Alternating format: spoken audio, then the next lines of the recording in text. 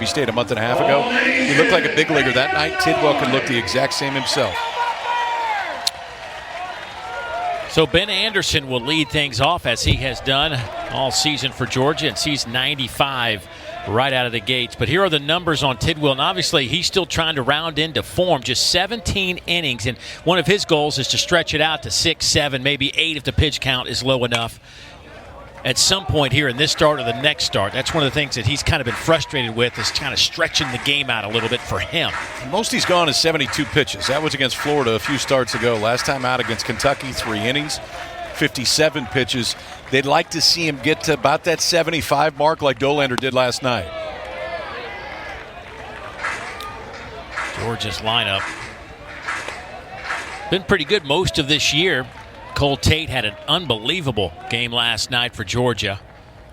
He had moved up from the 8th spot to the 2 hole, and he will stroll to the plate after that Ben Anderson strikeout. And much like last night, the arms from Tennessee looking impressive early. Same exact start as last night. Anderson went down on an elevated fastball. Tidwell did the exact same thing. Velocity is there. He's already been up to 96 in the first. See if it happens again tonight. Georgia was very aggressive early in the count last night. Anderson no different. He swung at the first 2 pitches of the game. Tidwell, a preseason first-team All-American pitcher, working now against Cole Tate, who last night went 3 for 3. A home run, a double, single. He's coming off an injury. Lifts that one high in the air. Straightaway center. Drew Gilbert on the run to the wall, and Tate staying hot.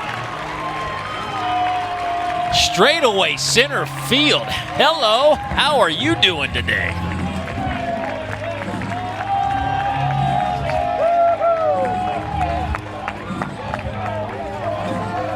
Cole Tate in the 8th slot last night in this Georgia order had 3 hits. One was a solo home run to right field. This one went a long ways. You could kind of see Gilbert when he started to go back, I think thought he had a chance, and right about now knows that he doesn't have a chance.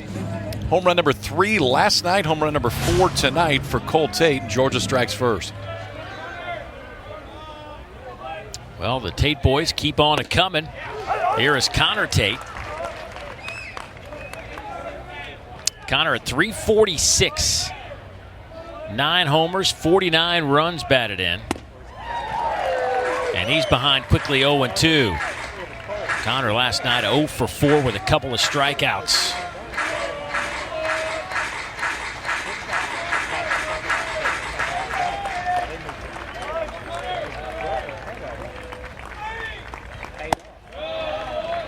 Georgia, very experienced ball club. Their first 3 guys are all already graduates. Anderson and the Tate boys. And then it's Parks Harbor on deck, the sophomore first baseman.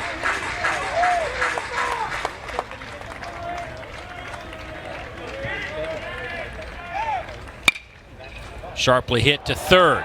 Lipscomb fields, throws a 2-hopper, not nearly in time, and Connor Tate is on.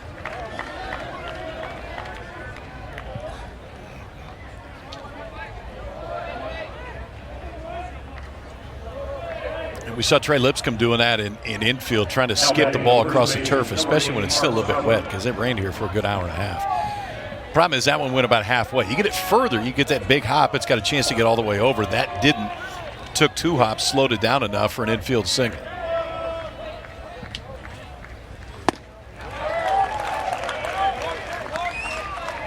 So here is Parks Harbor now. Harbor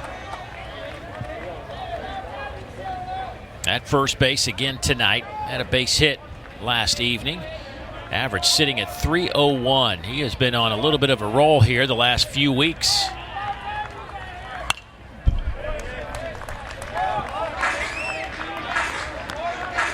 This Georgia team last night, just 5 hits against Dolander, Burns, and Walsh. And the first 3 guys in this lineup now, which did not include Cole Tate last night, it was Corey Acton at second base. The first 3 guys in this lineup went 0 for 12 with 6 strikeouts.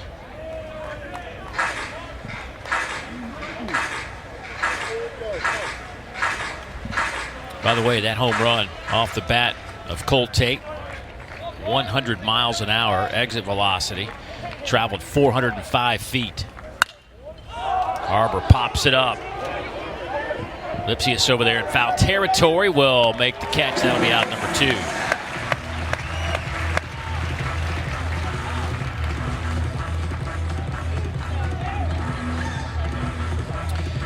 And now another graduate coming to the plate for the Bulldogs, Cheney Rogers.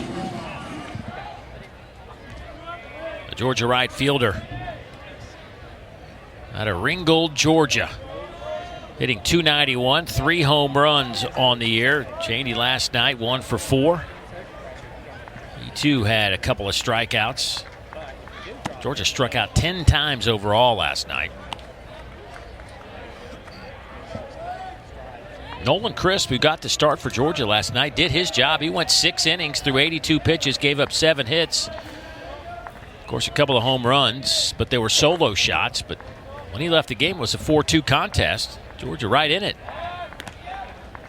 I think if you're Georgia, you'd take that start every time for Crisp to start a weekend. He pitched deep into the game. Bullpen didn't have to do a whole lot of work and gave him a chance.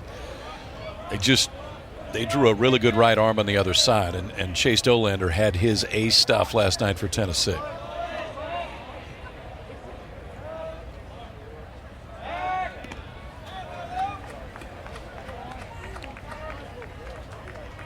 Connor Tate over there at first base doesn't run a lot, but he has stolen 3 bases in 3 attempts. Georgia last night did not have a single hit with 2 outs in the game. They went 0 for 9 in that department and have a chance here to break that streak on the road here in Knoxville with Cheney Rogers ahead in the count 2-0.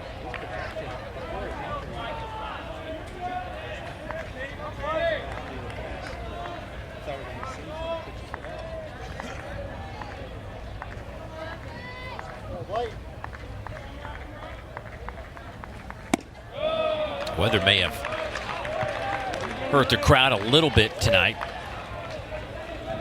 but still nice full house. They may keep filling in. It's nice now. It was hot when we got here, and then after it rained it got chilly. Now it's about perfect.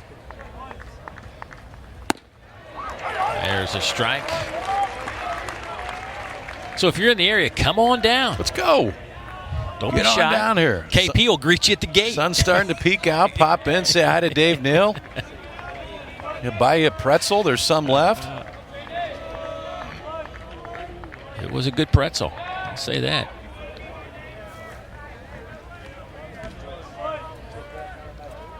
Didn't know how long we'd have to wait, but the rain delay, lightning delay, whatever you want to call it, weather delay, took an hour.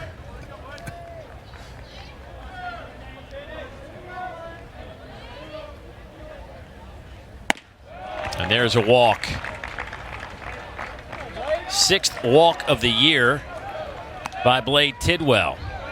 Now batting the catcher, number 13, Fernando Gonzalez. And Fernando Gonzalez now stepping to the plate. Fernando's moved up on this lineup. He is hitting in the 6th spot tonight. The Georgia catcher at .282, 3 homers and 19 runs batted in. Had a great weekend in Athens against Vanderbilt just a week ago.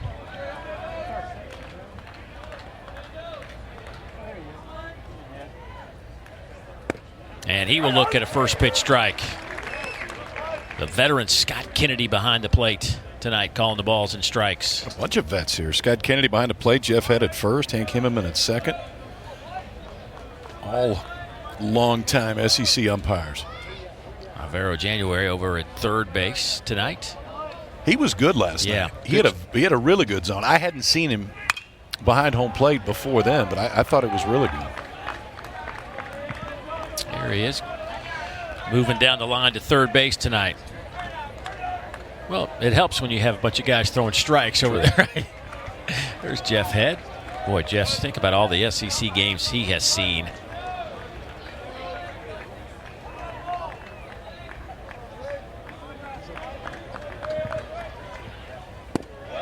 That one's just off the plate. Last night, Gonzalez 0 for 3.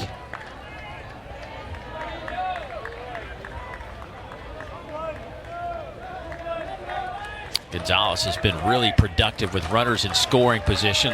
as is the case right now. He's hit .419 this year. 1-2. Fouls back. Do it again.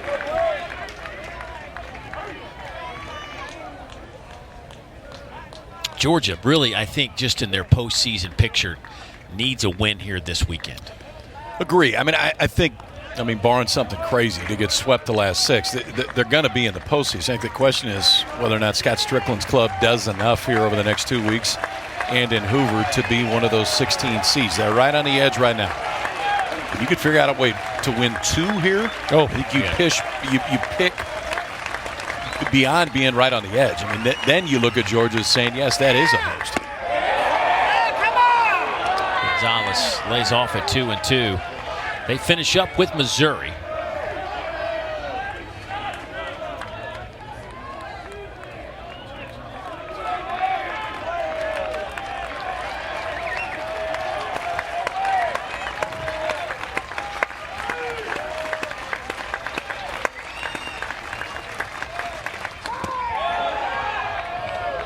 Now it's full at 3-2. Tell you, even if Gonzalez doesn't reach right here, if you're Georgia, this is a really good offensive inning. You got one on the board, the solo home run to center, and you got a pitch count up. This next pitch will be the 25th pitch of the game for Tidwell. So obviously Gonzalez hits one in the gap and it gets even better, but even if he doesn't reach, it's still a pretty productive first for Georgia.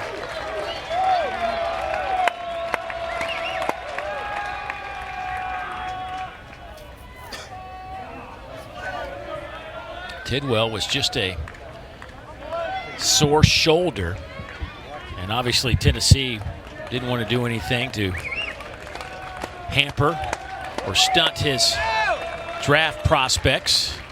That's a pitch the scouts will like.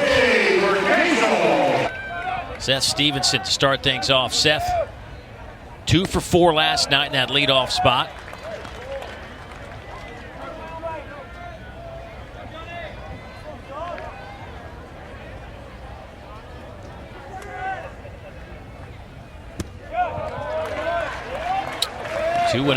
To Stevenson. Here's your offense tonight, David. They lead the SEC in average runs, hits, doubles, triples, home runs, RBIs, total bases, slugging percentage, walks, and on-base percentage. Okay. Go get him. Yeah, exactly. And by the way, the guy hitting 7th has 9 home runs in 53 at-bats, and he hit 2 last night. Ladies and gentlemen, your number 1 team in the nation. Cannon has battled back to make it 2-0. But if you're Georgia, you've got the guy you want out there to face this team. He is 6-0, this guy right here, Jonathan Cannon, against SEC competition this year with a 2.3 ERA. He is 6 for 6 in his SEC starts. That's off the end of the bat. Anderson coming in to make the catch. That'll be the first out. Got the win last weekend against Vanderbilt, Georgia's lone win against the Commodores in that 3-game set. Narrow the numbers for him to 110 pitches. 4 earned runs. He's given up 4 earned runs each of his last 2 starts. 4 there, 4 against LSU the time before. Then 5 shutout against Alabama, 6 shutout against Florida. We saw him go 8 shutout against Mississippi State. Lipsy fouls it straight back. Luke over at first base again, hitting in the 2-hole tonight. Went 1 for 2, had a couple of walks last evening. And looks at a ball there. There's the cutter. Yeah. You'll see it 87, 88, 89. Probably going to throw it more to lefties than righties, and he wants to start it on the inner third and then just let it barrel in on their hands. So what you're saying is if you're in that Tennessee dugout, when a left-hander's batter's up, he's throwing the cutter, you better be on your toes. If he gets to it out in front, which they do, it'll be interesting to see how he goes after this, the lefties in particular. First time through the order, and then after that. Because if he's cutter heavy the first time, it's going to create more room off the plate as these guys come up the second time around, because you have to respect that pitch on their hands. Tonight for Tennessee, 1, 2, 3, 4 of the 9 from the left side. Remember Scott Strickland telling us when we were there for Mississippi State series. He was like, just watch Cannon pitch tonight. Watch the left-handed batters. They'll be peppering them off the screen in front of our dugout. That one is shot out to left, and it is slicing foul. Luke will jog it back to the plate.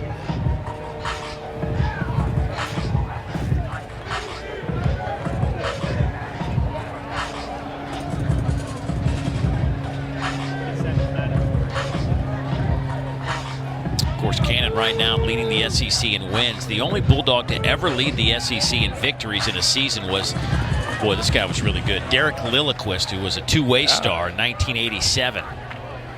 He went 14-3 with a 2.2 ERA. And there we go. It was just, you're right. That time on the slider that was down and in.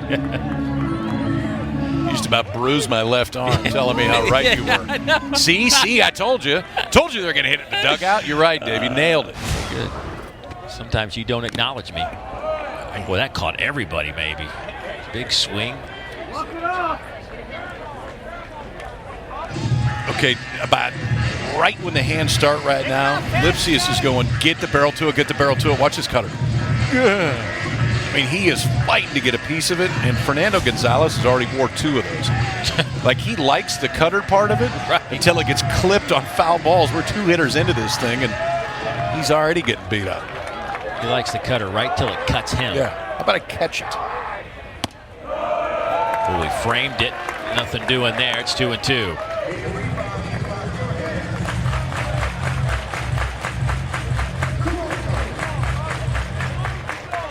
Seventh pitch of this at-bat coming.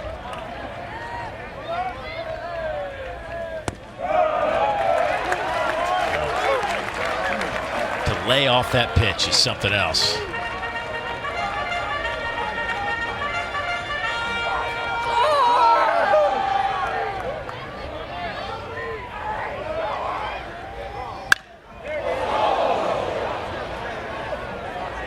Go ahead, say it. No, I'm done. Say it. I'm done.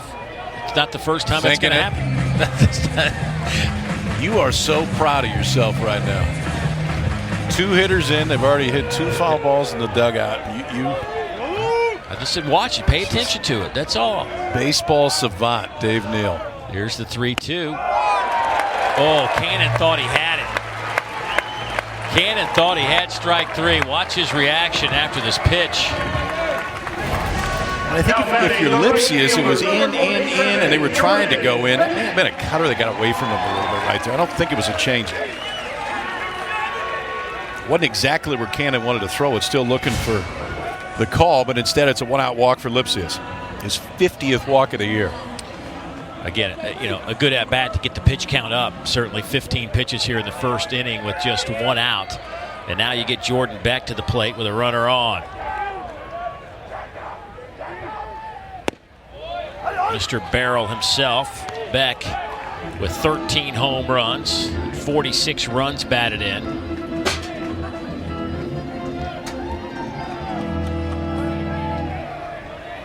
.308 average, went 0 for 4 last night.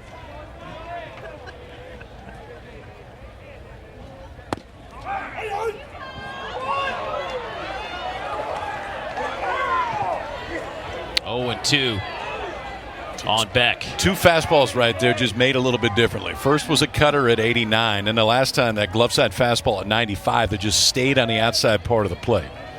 It's not a ton of arm side run for Cannon. Fastball's a little bit straighter, and that time he was trying to stick it on the outside corner, and he did.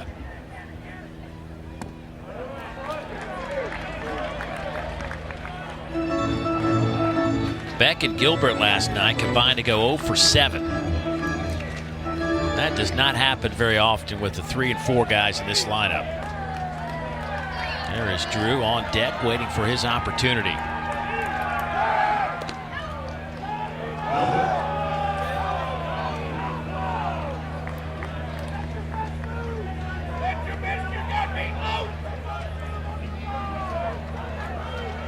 Lipsius over there at 6'2", 220 pounds, the graduate.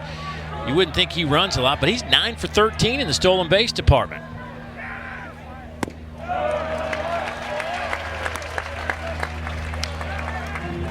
He's second on the team in stolen bases. Stevenson 18 of 23, stole his 18th last night. Lipsius, the numbers are interesting. 50 walks, 46 strikeouts. Fair amount of swing and miss, but he's also on base a ton. The on-base percentage now, right about 470 for the year.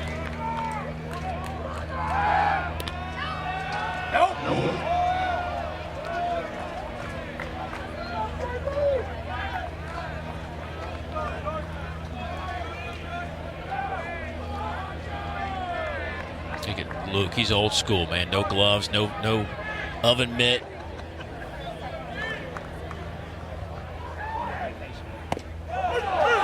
Beck looks at a called third strike. Going. 2 down now for Drew Gilbert. First pitch he sees, lines it over the glove of Buddy Floyd at second base. So now they'll be first and second with 2 down.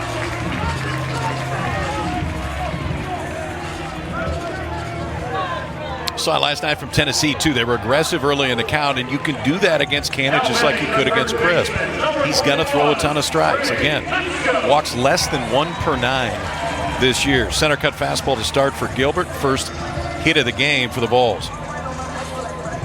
Tennessee last night had 16 base runners, including those 3 solo home runs. But take out those 3 solo home runs.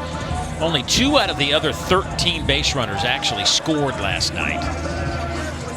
Lipscomb trying to drive in some runs here. As you can see, he has been very good at it with 70 of them, not to mention the 20 home runs. Right back to Cannon, though. First pitch swinging, and the Vols will leave 2. And Georgia will lead 1-0 after 1 inning of play here at Lindsey Nelson Stadium.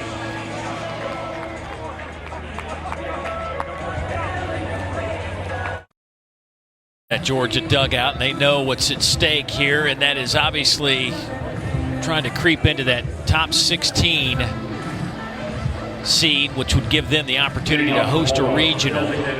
Scott Strickland, his club sits right now in the league 13 and 12, second in the East, but their RPI is 9th, strength of schedule is 7th. KP, your thoughts on, if they get to 15 wins, right? Maybe win 1 here, win 2 next week, you can get to 16. Yeah. You start doing the math, and obviously it has a lot to do with opponents in your vicinity as well. But the numbers look pretty good. They do. So here's the good of it. They get Missouri next weekend, which has not been great this year in the league. And obviously you get 2 more here against Tennessee. RPI's there, strength of schedule's there. What isn't there for me is like a marquee weekend series win. Their best series win this year was they swept Florida. Florida's a team that, at least last week, wasn't ranked in. Lost the series to A&M, lost the series to LSU, lost the series to Vandy, lost the opener here to Tennessee, and they lost the yearly series to Georgia Tech. So there's some good things to look at, but if you're Georgia and you want a strong argument to potentially host, winning here would be huge, but finishing with 16, 17 wins and winning some games in Hoover, I feel like a must. Third strikeout of the game for Blade Tidwell. Collins goes down. That's who they are. SEC series wins over the defending national champs, but as of right now, Mississippi State's fighting just to get into the conference tournament. Florida, South Carolina, Alabama. Connor Tate had another great offensive year. It's his brother that's the story of this one offensively so far. Here's the shortstop, Josh McAllister. Josh sliding down in the lineup tonight. Went 0 for 3 last night, had a couple of strikeouts. Hitting 8th, Buddy Floyd on deck. Check swing. Jeff Head said he wins. You got to show him that one again. McAllister, there has been a lot of swing and miss this year. 45 strikeouts, just 9 walks. I get that approach against the slider. I think you got to go right back to him. You just throw a 96 and elevate it. Do that. It's funny. You play with somebody that's a really good golfer and they see shots that you don't see. You have a guy on the mound who's throwing 97, 98 miles an hour with a wipeout slider. Sometimes he does things with the baseball that you don't see as much. And for Tidwell, there's different ways that he can finish guys off. That's now the 4th strikeout of the game. Elevated fastball up to 96. Now he gets Buddy Floyd to step in there as Tidwell has struck out 3 in a row. Buddy Floyd hitting 9th. Buddy making just his 3rd start of the season. Been a utility infielder. Corey Acton just a little banged up. Nothing that happened last night. It's just over time his body a little bit sore, so they're giving him the night off, and they put Buddy Floyd, who can play anywhere in the infield, to start at second base. And he is up there with one of the best mustaches in the league for sure.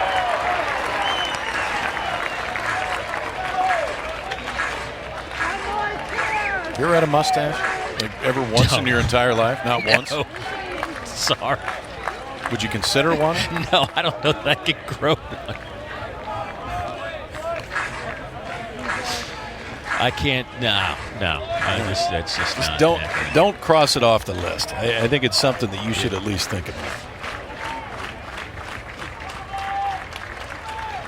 Now one's up and away. I once saw a picture of my dad with a mustache, and I don't remember it. I was really, really young, but I saw that photo and I said, "Nope, never gonna do that."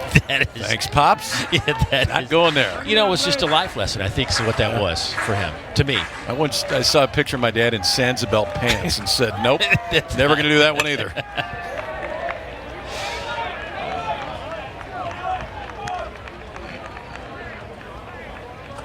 Yeah, of course, Kirby. Did you just drop best mustache in the ballpark and then?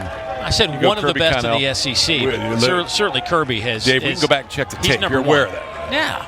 No. I said one of the best in the SEC. And Kirby sitting there, Cannell, with number 1. I mean, he is clearly number 1 as Buddy Floyd draws the walk. Now batting the center fielder, number 44, Ben Anderson. That'd be tough to a pitch guy like Buddy Floyd. Not a big guy by any stretch of the imagination at 5'7", 145 pounds. He gets down in there low, man. That's not much of a strike zone. Just the 6th walk issued this year. Or actually the 7th walk issued by Tidwell. 2 down in the inning, and Ben Anderson, the leadoff man, back up to the plate after striking out to start the game.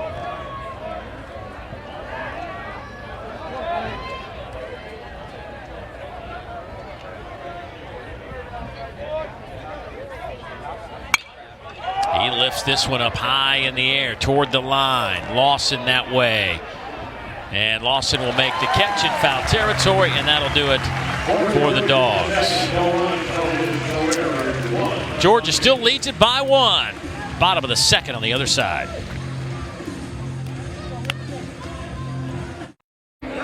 It'll be 6, 7, and 8 due up for this Tennessee team, and they certainly have dominated the country in terms of power numbers. 116 home runs as a club. And that's a lot of double-figure home runs. That's how you get a lot of them right there. Lipscomb in his 20th last night. Burke hit 8 and 9. Christian Moore is not even in the starting lineup tonight. He's had 9 home run and 94 bats this year. 1, 2, 3, 6 in double figures. Could have 8 by the end of the season for Tennessee. Or anybody else in the country that can say that. Last year, Tennessee hit 98 home runs. They've hit 5 or more home runs in 6 games this year. Ortega has racked up 11 of those with 34 runs batted in.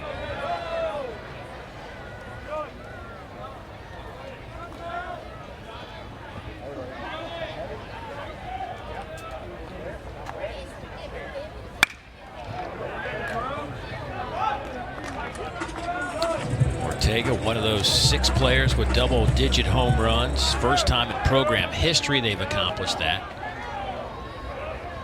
And he's behind 0-2. Ground ball to third. Cole Tate comes up, fires a strike to Parks Harbor. And that'll be out number 1. And here comes Blake Burke. What a show he put on last night. A sweet left-handed swing that has a lot of juice in it. Yeah, now I think is going to find himself as a regular in this lineup.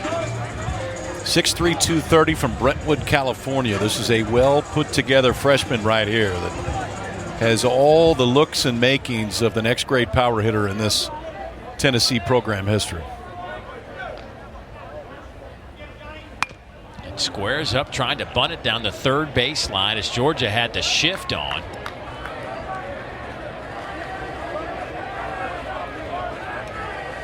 do you think of that from Burke? Well, I mean, if he gets it down, if it gets past the pitcher on the left side, it's a base hit. And maybe early in the ball game, that's fine against a guy that has the stuff that Cannon does. That's a little blooper. Anderson on the run. Can't scoop it. Burke's going to try for second. Here's the throw, and they got him.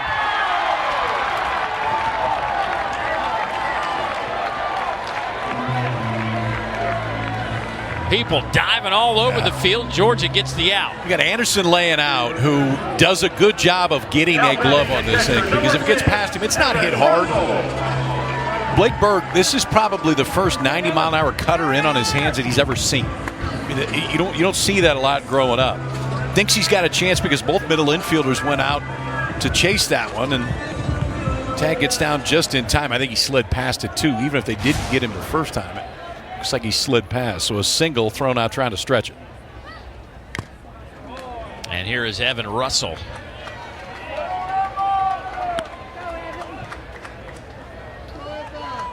Tennessee has been aggressive at everything that they have done this year. Not surprising, Burke trying to push it a little bit, especially after that ball scooted away from Ben Anderson. It's 0-2.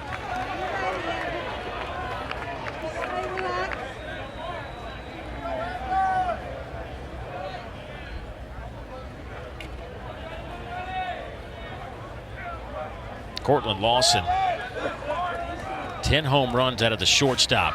It's been surprising with the amount of pop he's had this year.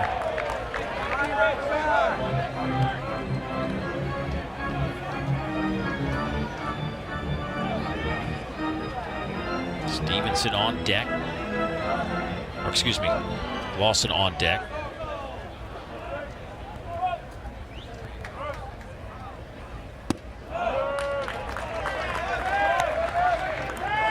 Just look down this lineup,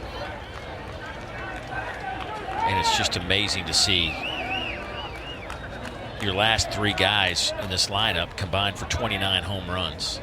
Your last five guys in the lineup, 4 of the 5 have double-digit home runs. The only one that doesn't is Burke, and Cannon's looking to part tonight. He's thrown a few more cutters to right-handers than we've seen in the past, but this time gets a punch-out. Struck out Beck looking in the first.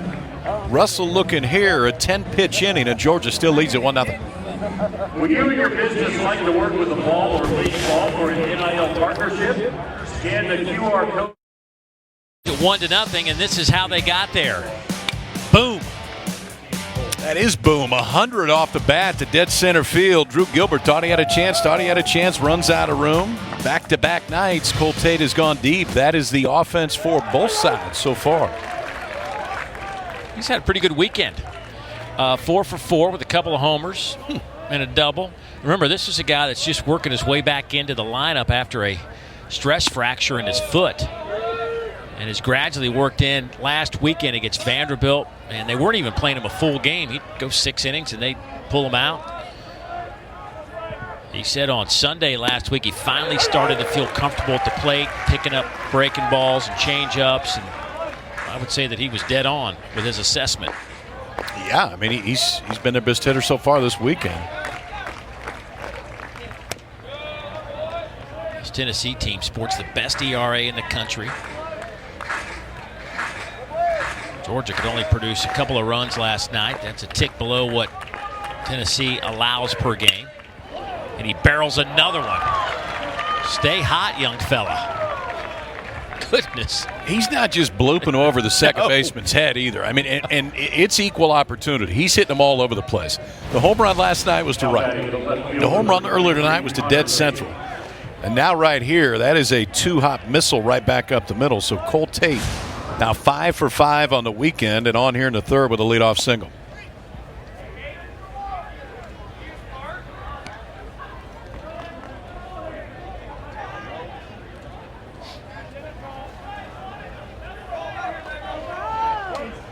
Good start for the Dogs here in their half of the third inning.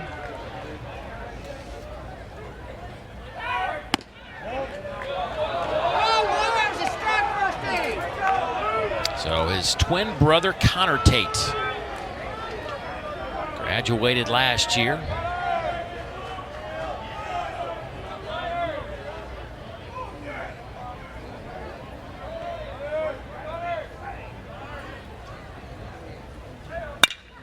And he smashes one through the left side.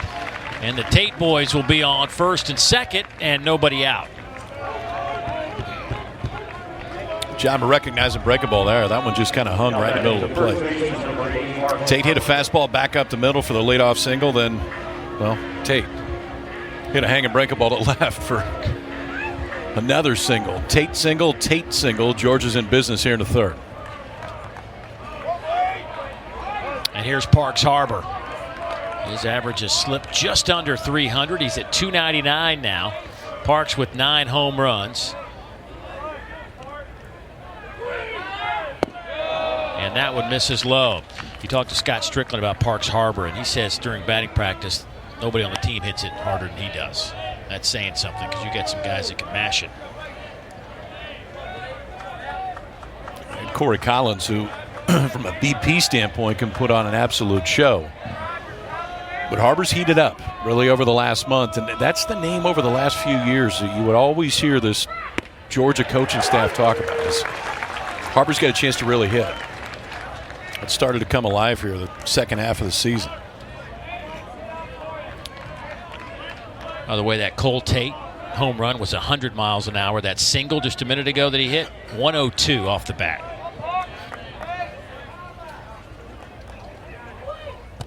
And his brother, Connor, his single to left the bat at 101.9 miles per hour.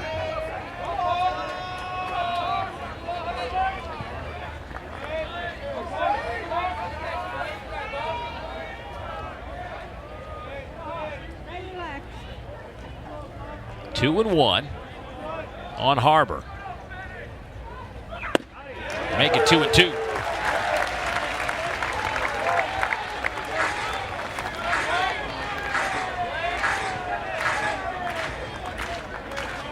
Former high school quarterback at the Westminster School in Atlanta. Staring down the barrel at Blade Tidwell.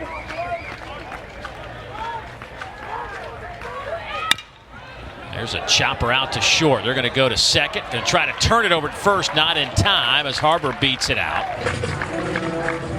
It'll be first and third for the Dogs. Now batting the right fielder, number 20, Jamie Rogers. Talking about this Vols defense. Coming into this game, filled .981 as a club. Cortland Lawson has started every game but one at shortstop this year. He's got 4 errors. And I understand it's a turf infield. Maybe it's a little bit easier from a ground ball standpoint. They still go on the road, and he's still got to make throws. You get a shortstop at college baseball field, .975 this time of the season. That's a loud number. I will say this. It does make a difference as Chaney's Rogers steps in. Vanderbilt going to Athens last weekend had a couple of errors earlier in that series, game 1 and 2, and defensively they were not as clean as they are at home. And I think these teams that practice and play on turf, when they go on the road and play on That's these, different. Yeah, it's a different monster for them. You don't get bad hops here. I mean, they don't exist unless it hits a base. And even then, the ball just kind of gets to you differently, quicker. Yeah. The bounces are a little bit more exaggerated on the turf.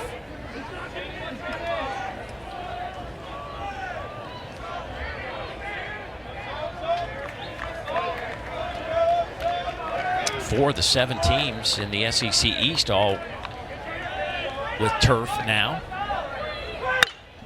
Rogers lifts that one high in the air. Ortega gives way to Gilbert. That'll be 2 down. Runners stay put. Hey, we'll have more baseball tomorrow with a doubleheader that starts at noon Eastern, 11 Central. But we're featuring the second game between Ole Miss and number 17 LSU. That one starts at 3 Eastern, 2 Central, right here on the SEC Network. And, of course, you can always find it on the ESPN app. You still didn't give me an acceptable answer to the Eastern Central call when we go through time. I turned that over to you. I thought earlier today, I said that I'm not going to investigate that. That's on you. I don't care that much. Obviously, it's a problem for you. I could care less. So if you want the answer, you will go find it yourself. And I will, and I'll get back to you with the answer. Boy, the pitch count has been up there for Tidwell. He's now at 58 as Gonzalez steps in. And he lifts that one high in the air. Another pop-up. Lawson will put a glove on it, and Georgia will leave him at first and third. No damage done, but the Jonathan Cannon, who's given up a couple of hits. First pitch swinging, Cortland Lawson, the 9-hole hitter. First leadoff man to reach base for the Volunteers tonight.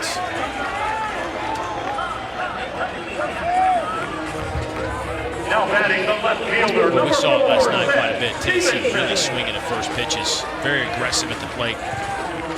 When you got guys that throws the number of strikes that we saw last night, that you generally see and have seen tonight from Jonathan Cannon, it makes sense. It may be the best one you're going to get the entire time, because if he's going to get ahead, that plate, at least in his mind, is going to continue to expand. Seth Stevenson now squares up to bunt. Close to getting out of the box, it looked like. That's interesting. Tennessee doesn't do that very much. They got 8 sack bunts this year. Stevenson has just 1, and that was definitely a sack bunt. It was not bunting for a hit.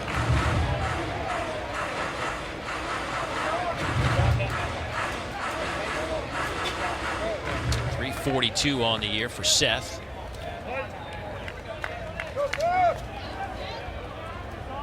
Making his 31st start of the year.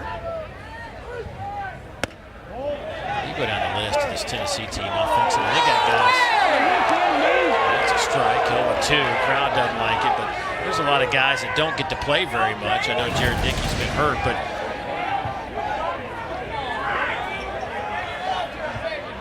I think that's close enough. I mean, I think that could go either way. Apparently, those in the stands felt otherwise. In Knoxville, that's not a swing. Everybody knows.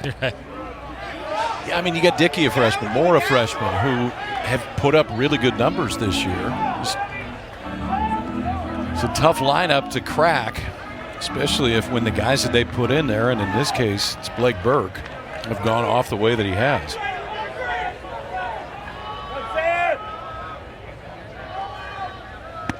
Swing and a miss, and Stevenson goes down swinging. That is the 3rd strikeout for Jonathan Cannon. Now batting the first baseman, number 40, Luke Lipsius.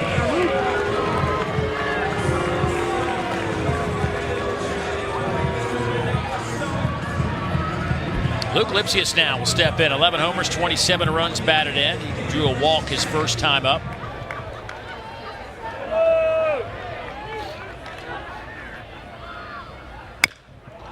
Ground ball foul.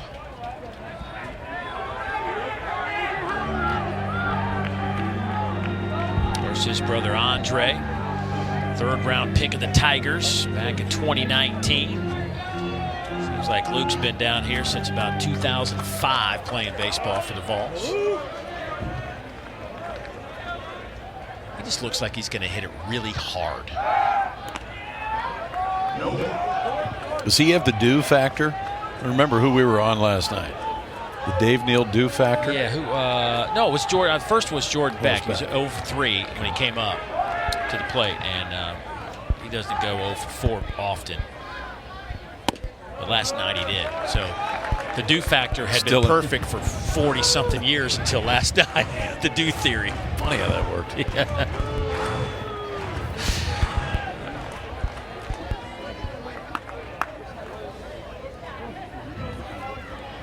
Beck still looking for his first hit. He is on deck. Big swing and a miss there, 1-2. A lot of times the hitter's going to tell you where they don't want to go. And if you can elevate up right there, that was 86 miles an hour. I don't know if they necessarily wanted to elevate it, but the swing by Lipsius tells me I want to go back there.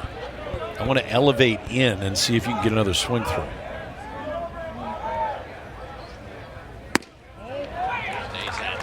Outside with that one, and it's 2-2.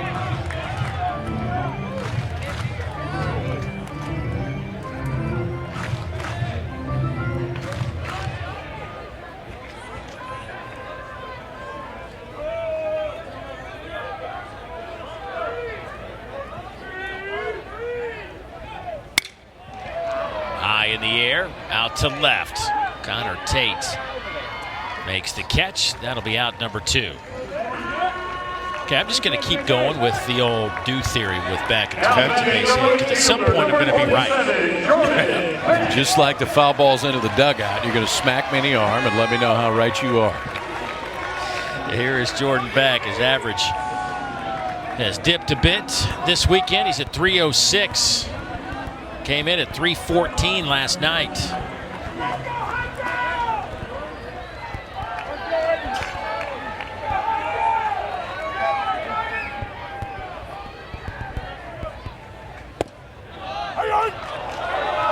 Looks at a fastball there for a strike.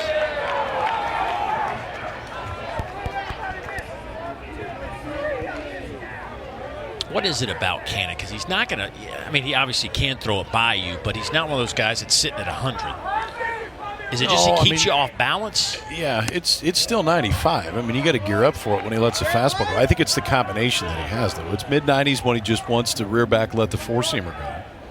And it's a cutter at 87, 88, 89. Then it's a real slider.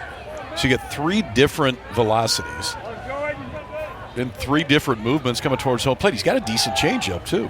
He just doesn't throw it very much. The other thing I think that as I look at some of these stats here, 11 first pitch strikes to the 12 he's faced. So he's always getting out in front and then gets him on a string, right? And we see this with the Tennessee pitchers because their control combined with elite stuff is not something that you generally see go together. A lot of times it's elite stuff and the walk numbers are a little bit higher. Cannon doesn't walk anybody. And he walked 1 tonight, but it's now 7 walks this year and just shy of 67 innings for Jonathan Cannon.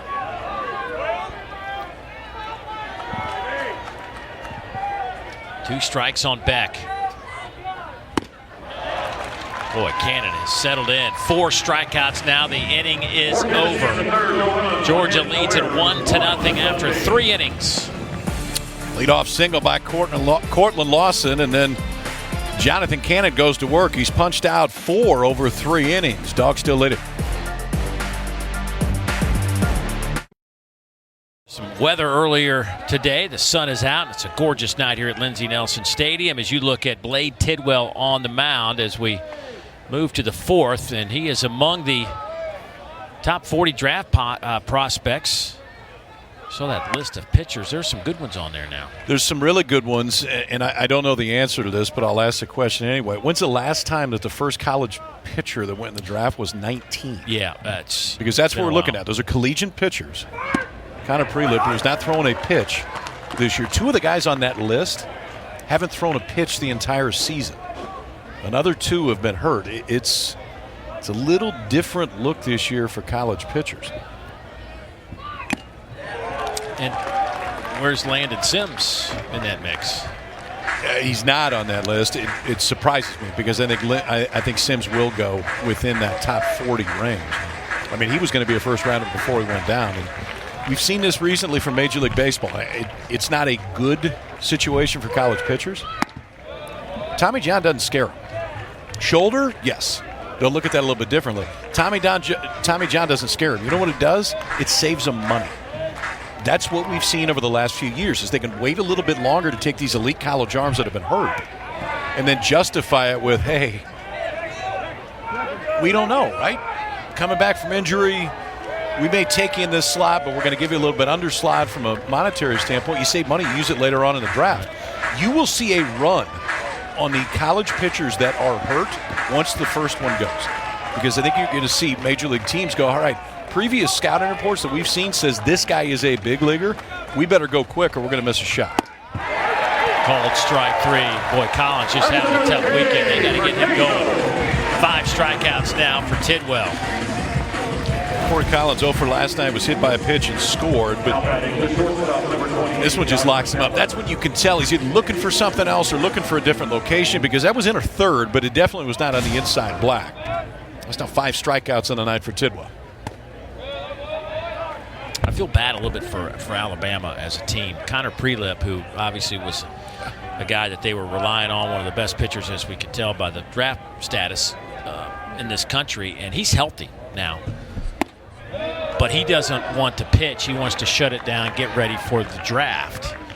And, you know, if you're Brad Bohannon and the Crimson Tide fans, and I get it, man, there's two arguments, you argue on both sides of this. Kid's got to do what's best for him, what he thinks is best for him. But at the same time, Alabama's like, man, you can pitch.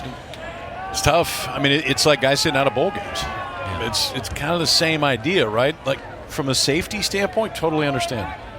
Here's a crazy thing with prelim. So he's got a chance to be the first collegiate pitcher taken who has not thrown a pitch this year. He's thrown 28 innings in college. 28. 21 his freshman year, 7 last year before he went down. Another strike to McAllister. It's 3-2. That's crazy to think when you throw those numbers out, to kind of think about that there's enough there that the big league guys think he can pitch at that level. This one is high in the air. Ortega to the line. He will make the catch, and that'll be out number 2.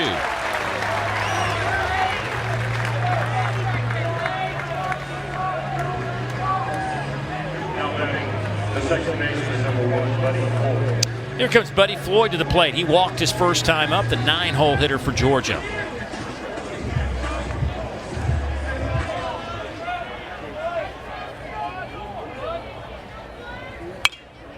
First pitch swings.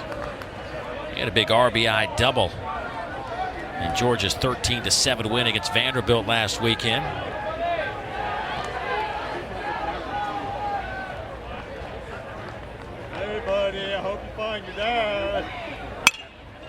That one is out of play.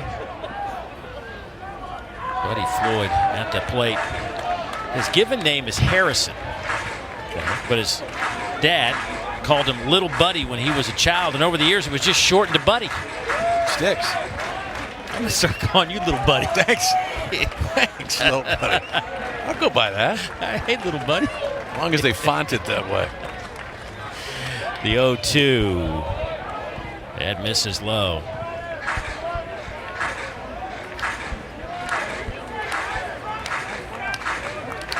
It sounds good. I just running through my head. Dave Neal alongside my partner, Little Buddy. Yeah. No, Lil. I don't want a T in there. I want a Little Buddy. Little Buddy. Little Buddy. Yeah. That's up. 2-2. That's 75 pitches right now for Tidwell, which is the most that he's thrown over the course of the year. In fact, it's a few more than he threw in 4 2/3 against Florida. You want to get that pitch count up and extend him. Ideally, when he gets into the postseason, he's got a chance to go 100. We'll see how much further they let him go today. Clearly, from a performance standpoint, you wouldn't take him out of the game. It's just what that preset pitch number was going into it.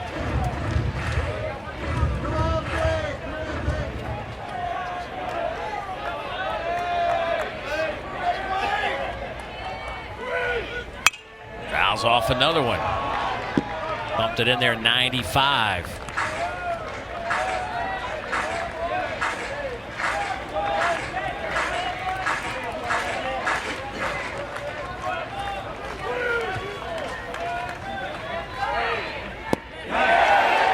Did he go? No.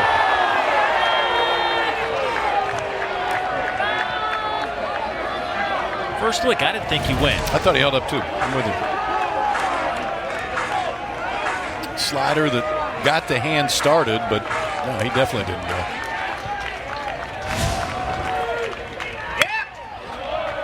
Boy, Buddy Floyd hanging in there against Tidwell.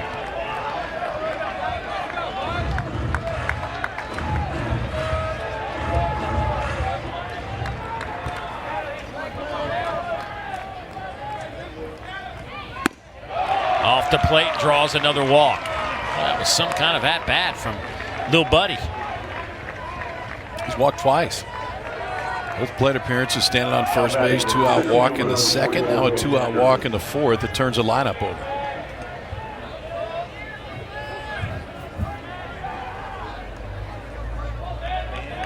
And now Tidwell at 80 pitches and 3 walks today. He came in with just 5 walks and 17 innings.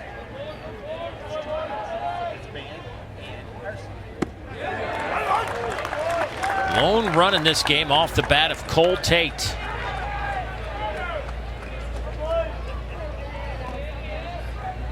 Anderson 0 for 2. He's looking for his first hit this weekend. He's 0 for 6 overall with 4 strikeouts.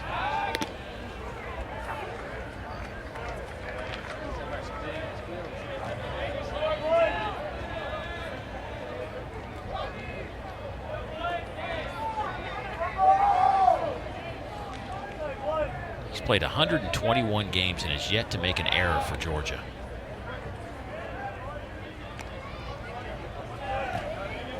I'll show you take chances, too. I mean, he laid out in center field earlier in the game.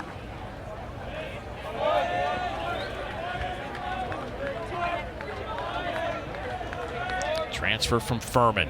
Has a degree in biochemistry. He actually has another year of eligibility, but he may want to either get going with his education, trying to get his...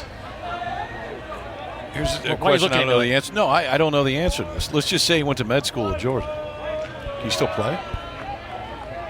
Guess you grad could. school you can. I mean, I guess you could, but I just don't know that the workload would be hard to get your swings in, I guess.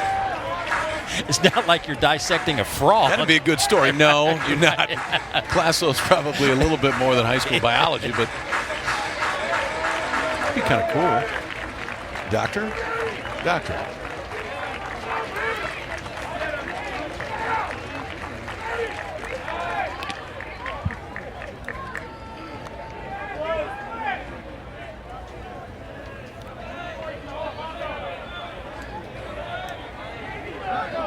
Oh, and 2 on Anderson.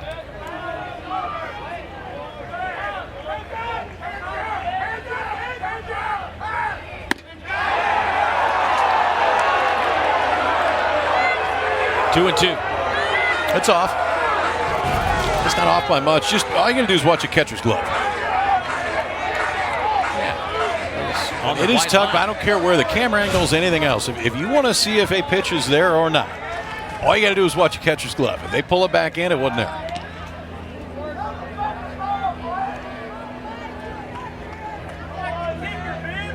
There's Evan Russell, who's an outfielder by trade until this 2022 season. Volunteered to be their catcher when they needed somebody to step up in that spot. Runner goes. That's a called strike 3, and the inning is over. 84 pitches for Tidwell. When we come back, we will talk to Chase Dolander. Maybe we'll get that Snickers down before we put the headset on. Back in a moment.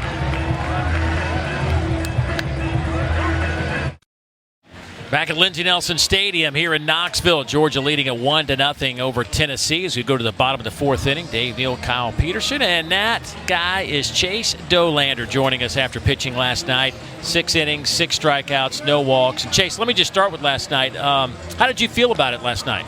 I felt pretty good going into it. You know, there's a lot of energy, obviously every series opener, so it was awesome to see all the fans come out and support us. So kind of take me through your path this year.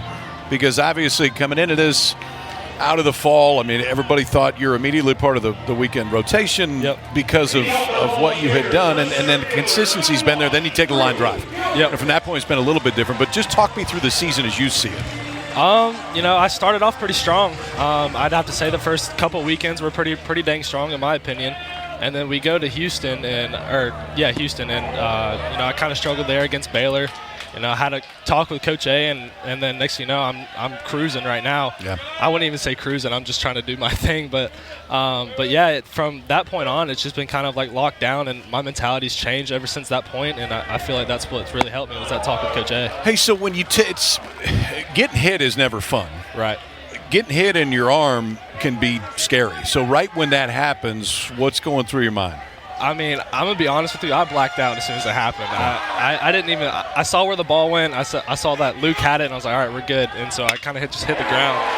And, you know, after that, I immediately thought it was broken. And I thought the worst just like everybody else did. My mom was – I'm pretty sure she was crying in the stands thinking that I was going to be out for a long time. And my coach thought I was going to be out too. And I get my MRI, and everything's good. I was like, all right, let's get this thing rolling then. And 2 weeks later, I'm doing this again. So I can't really complain about that. Talk me through what it's been like, the transition from Georgia Southern to Tennessee. I don't know that if you had any expectations, but just what has that been like? You go from one school that's playing pretty good baseball right now to this one, it's playing at a whole nother level. Right. What's the difference? The competition for sure is a lot different. You come out here and you're facing a lot better hitters, a lot better pitching, and you have to be on your A game at all times. And so that's a big thing that's really changed. And another thing that's changed is probably just the stadium. To be honest with you, I've never seen this many people at one baseball game in college. So that took a little bit of getting used to for me. Hey Chase, you talked a minute ago about Coach A, Frank Anderson, a pitching coach who obviously has worked with some really good ones, including his son, over the years. What have you learned from him?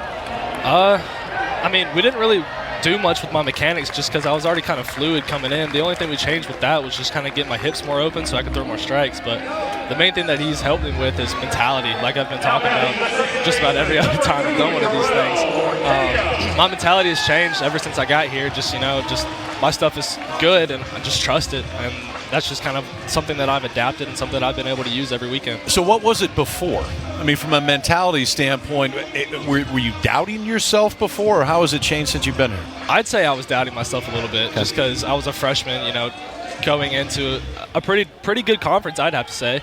The Sun Belt, they're pretty good. So I would have to say that that's really the only thing that changed was my mentality. I came in, I was still a little timid coming in at first just because I didn't know what to expect, but it's changed to a whole different ballgame. Certainly, you come from a family. You've got some brothers in your family. How competitive was it growing up in your household? It was very competitive. Me and my older brother would go at it all the time. Me and my little brother couldn't really do as much just because he doesn't really play baseball, and he hasn't in a long time. He's a football player, but me and my older brother always had this competition to see who could throw harder, who could do better in their outings, and that's what kind of excelled me in my years, I'd have to say. Now, growing up, what other sports did you play? Surprisingly enough, I never played any other sport. Really? Right, yeah. It's been kind of crazy. I thought about it in high school, thought about, being a quarterback. The football coach came up to me and was like, I heard you got a good arm. I was like, yeah. He's like, you want to try it for football? I was like, maybe not. I had my stepdad try to convince me at one point, and I was like, I think I'm going to do pretty good playing this baseball thing. So what was it like? How did you get so invested in baseball?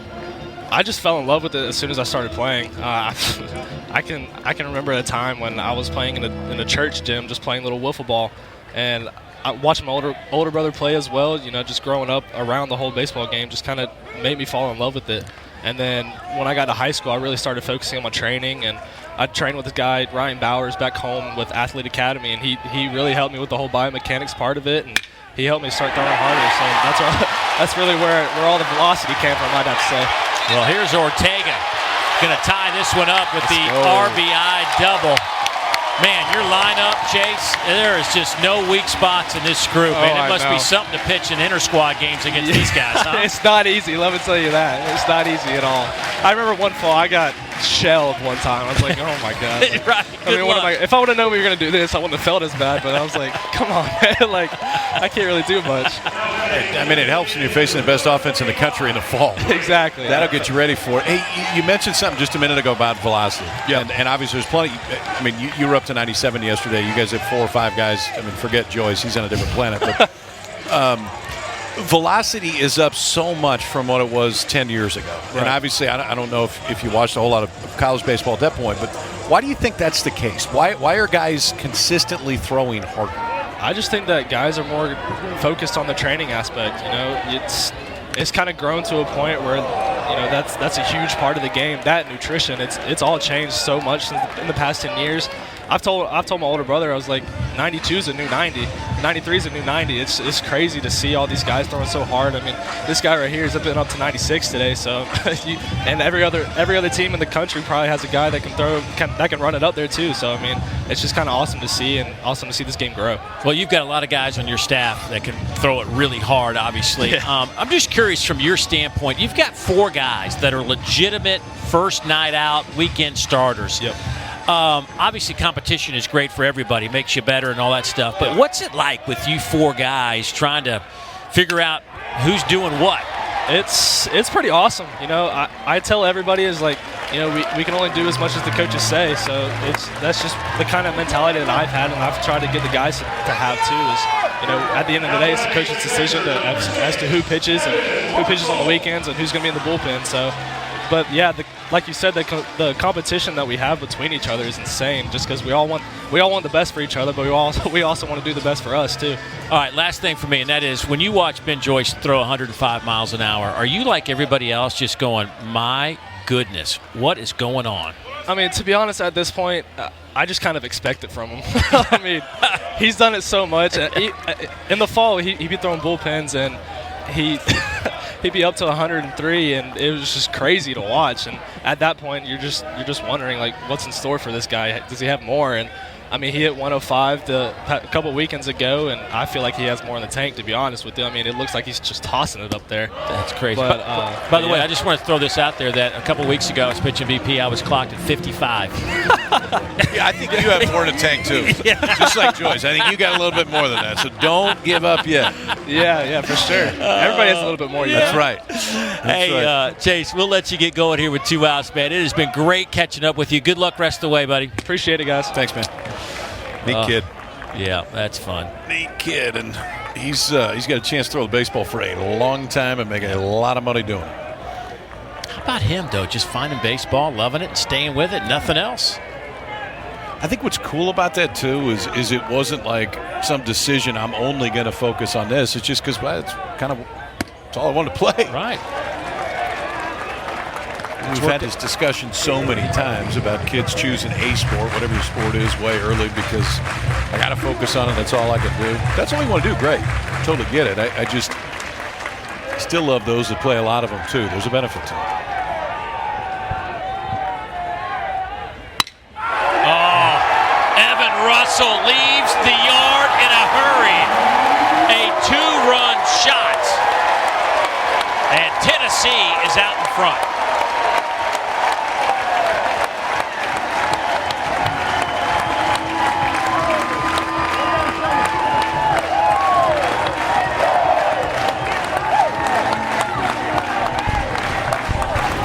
Took a few more innings today, but now they're playing the song 3-1 that looked like a breaking ball or a cutter.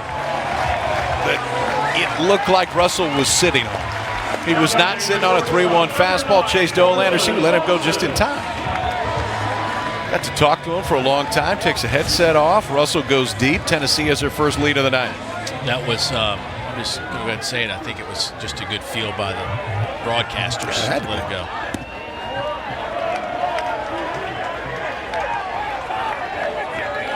Evan Russell just hit his 11th home run, picks up RBIs 36 and 37, and now here's Cortland Lawson.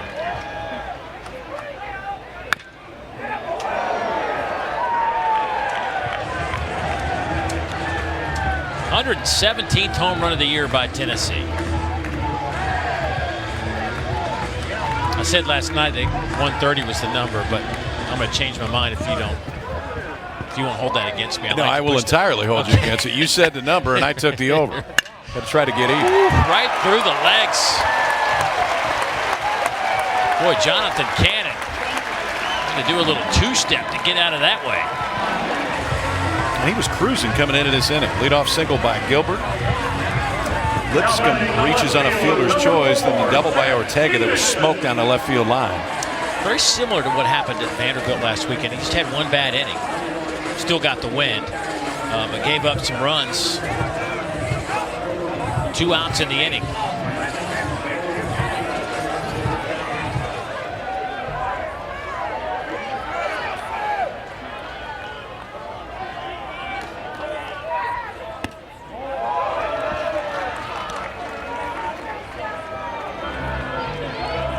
There are just no breaks in this lineup. Like, you can't say, boy, I want to get through him so I can pitch to this guy. There isn't that. Stevenson swings and misses. 1-1 the count. Stevenson's the only guy that you look at in the lineup that you're not really worried about hitting it in the seats. He only has 2 home runs. He's got 18 stolen bases. So, I mean, he can beat you in different ways. You talk about complete lineup, it's not just because guys hit a lot of home runs. It's because they show you different looks and can run a little bit. This is a Tennessee team that stole 66 bases this year. That's still not a bad number. It's top quarter in the SEC. Stevenson, by the way, does have 15 doubles. That is tops on this team.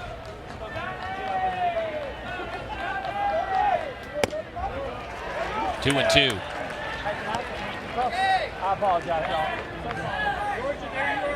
Cannon taking a deep breath. Trying to get out of this inning where Tennessee has put up a 3 spot on the board.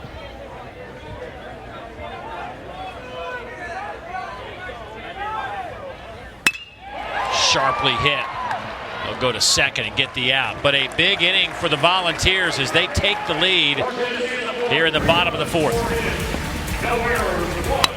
Sitting what most 8-hole hitters look like, folks. Evan Russell isn't like most 8-hole hitters. 2-run home run, 3 in the inning for the Vols, and they lead it 3-1. On hand despite about an hour delay getting this one started because of bad weather in the area, but it has turned out to be an absolutely gorgeous evening here in Knoxville, Lindsey Nelson Stadium, and a new pitcher. As we expected, we thought we might see the Volunteer bullpen, and Camden Sewell making his 21st appearance. 6 relievers have had 19 or more appearances, and Camden one of those, and those are pretty impressive numbers. 36 Ks and 38 2/3. Yeah, low 90s, upper 80s, low 90s, that low 3/4 arm action, kind of not quite sidearm, but it's always going to give you good arm side and run. So moving away from the lefties into the righties, curveball, slider, changeup back behind it. But Sewell, a guy that knows his way around this league, and that's kind of the way this bullpen is. Because it may not be, aside from Joyce, the elite 95, 96, 97 mile-an-hour fastballs. What it is a bunch of guys that have got a lot of outs on the weekend in the SEC.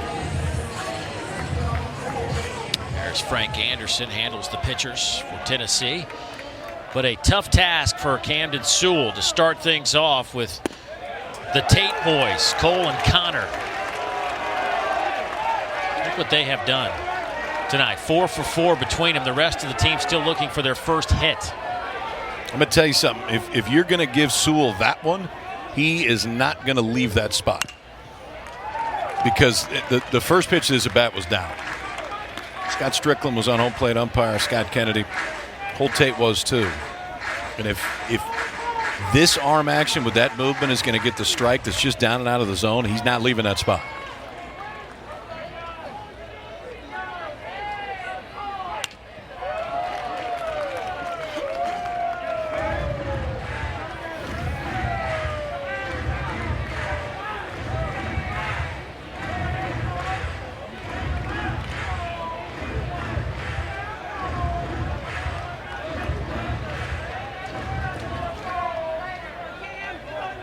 Sewell at 6'4", 185, just down the road in Cleveland, Tennessee. That long, lean body just kind of slingshots it in there.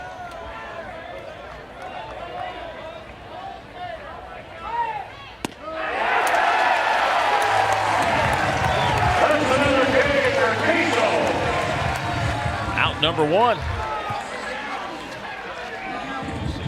Don't forget, Tuesday, 10 Eastern, 9 Central, SEC Inside grants you an all-access pass to the SEC softball tournament for never-before-seen footage and sounds from the semifinals and championship game. It is a real behind-the-scenes look, and it's right here on the SEC Network, and you can always find it on the ESPN app. Connor Tate with his 3rd hit tonight.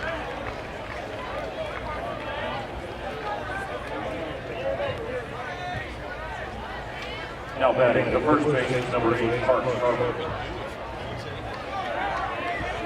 So here comes Parks Harbor with a runner on. Parks looking for his first hit tonight.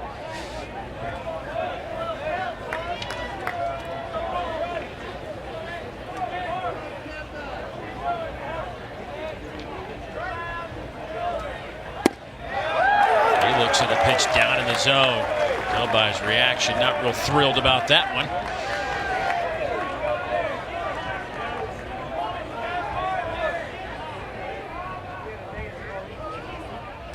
2-home run game against LSU earlier this year. Big swing and a miss. Looks like he may have twisted an ankle in the process. This is not a comfortable at bat for right-handed hitters. Tate singled on a ball that was a little bit more elevated. Connor Tate, that is. But every other fastball in this inning that Camden Sewell has thrown has that boring action down and into a right-handed hitter, and they're just fighting to try to get the barrel to it. If they do, then fighting to try to keep it fair. Off the plate, 1-2.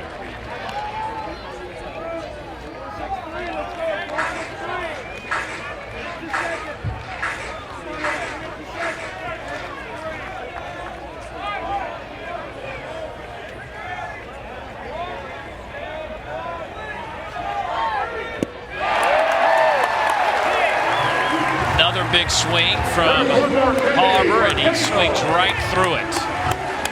Back, 2 strikeouts this inning for Sewell. Sometimes for sinker ball guys, it's better when they're not throwing as hard. You go out and try to throw as hard as you can, and so often your hand doesn't get over the top of the baseball, which creates that good down movement, the spin that allows it to do it. Sewell's been 86, 87 since coming in out of the bullpen, but it is a power straight down sinker.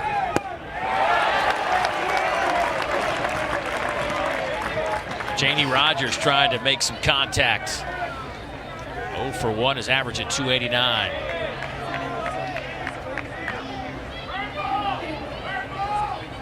Graduated last summer with a sports management degree.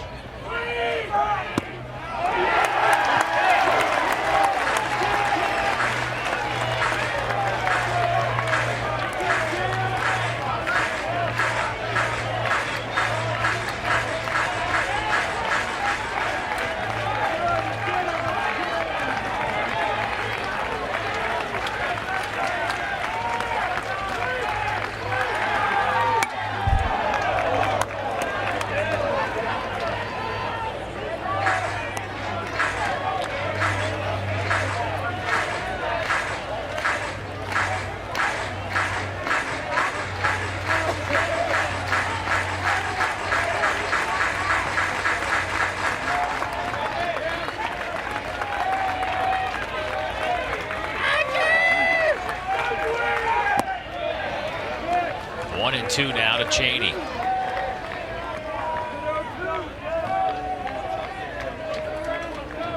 Rogers has played a ton of baseball for Georgia. 185 games. He started 148 of those.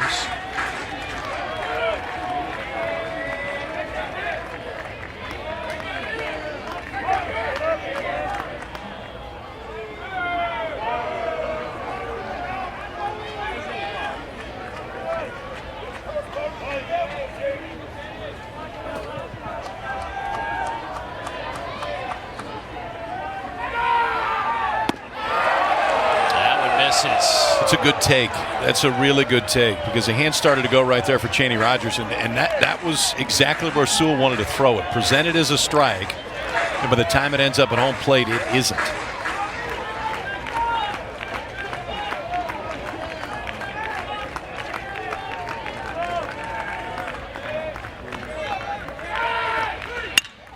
Ground ball to the right side. That'll get through for a base hit.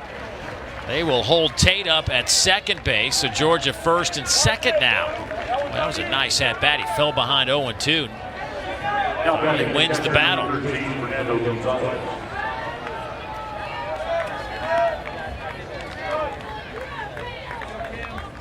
Fifth hit for the Dogs today. And here is the catcher, Fernando Gonzalez.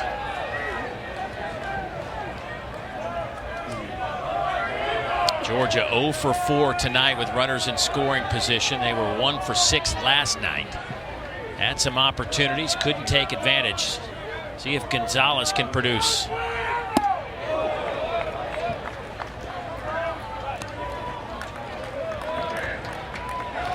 Much velocity and location with Sewell.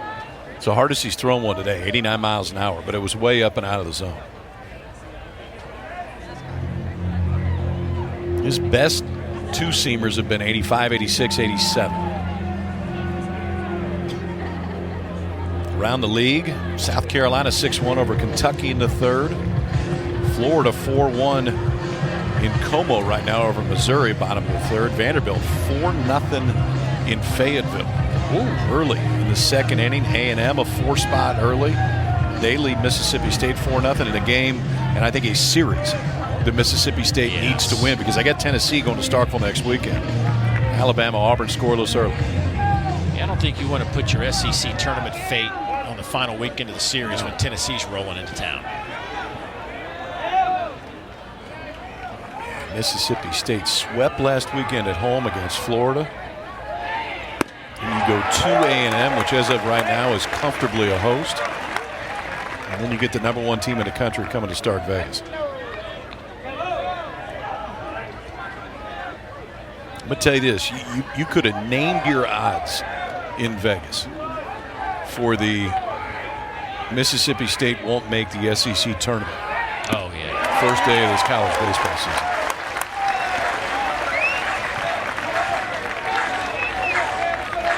Two strikes on Gonzalez, the young man out of Panama City, Panama. Trying to keep the inning alive for Georgia as they trail 3-1.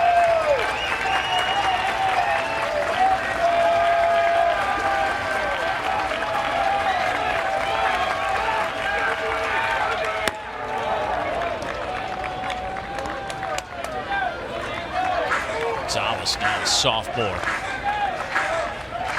36 starts as a freshman. Didn't play a whole lot of high school baseball when he came to the United States. Played as a JV player in 2019, and then his 2020 season was banged because of COVID.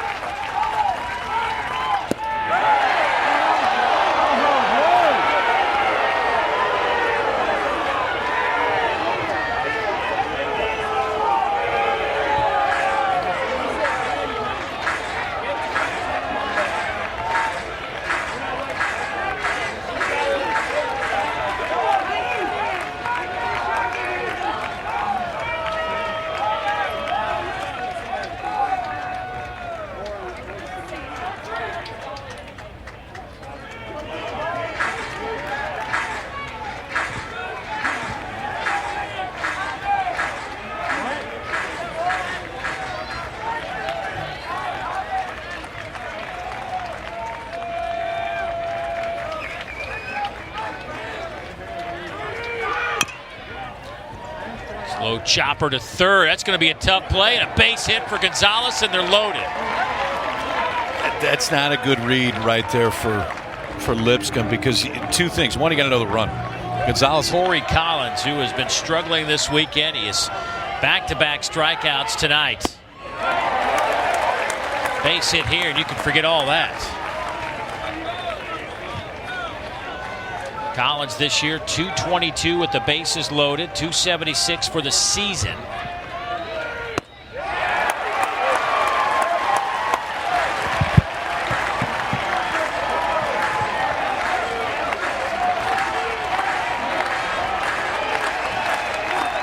Collins behind, 0-2.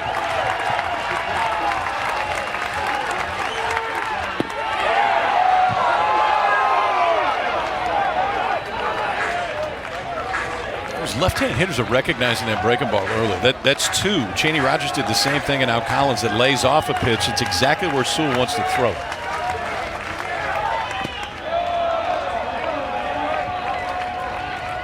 Now it's even at 2-2.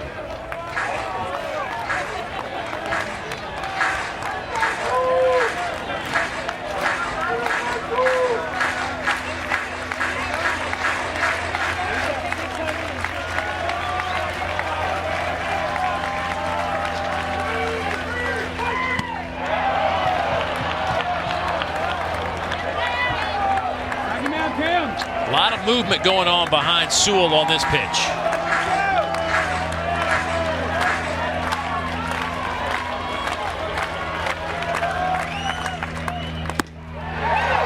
And he walks a run in. It is 3-2 now. Hey, Blue, how about you ring somebody up? Now batting the shortstop, number 28, Josh McAllister. And here comes the shortstop, Josh McAllister. Mark McLaughlin and Kirby Cannell ready to go if needed.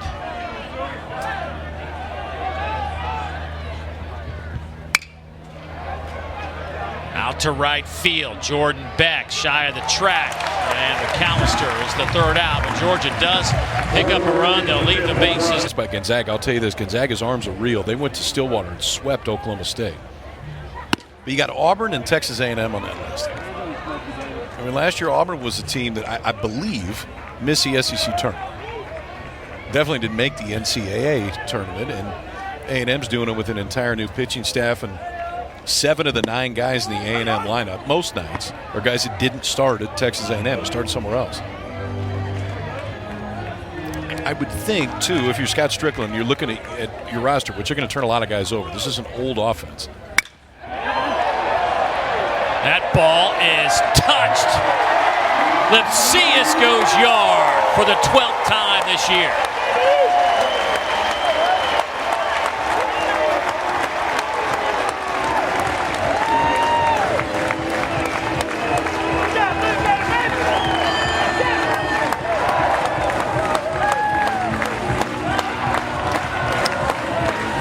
Getting in this ballpark, especially if you're left-handed, man. I mean, Lipsius knows right away. I think this gets out of most places, but it's still, the spot he hit it, it's only about 355 to true right center. So you get it up with backspin to that spot, it's got a real good chance to go out. Lipsius runs another one out, 2 home runs on the night for the Vols, and they extend the lead.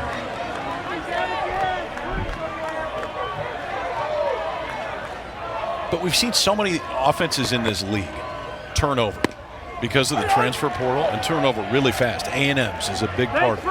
Auburn's is a big part of it. Right in the middle of that lineup, Sonny DeShera, the transfer from Sanford that may end up being the SEC Player of the Year. Dolander, a part of it. Not in the lineup for Tennessee, but a big part of that rotation. I would be surprised if we don't see that at Georgia next year, because you get so many seniors you got to replace in that lineup. You got to go out and get guys like that. By the way, Auburn did make the tournament, but it was so quick. Their exit was so quick. That's why I didn't think they were there. First night. Yeah, they lost to Ole Miss 7-4 in the first game on Tuesday and packed it up for the year.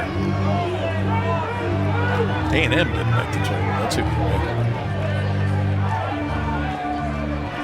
it. We talked about it last night, but that what'd you say that thing smells like? A petting zoo. Petting zoo.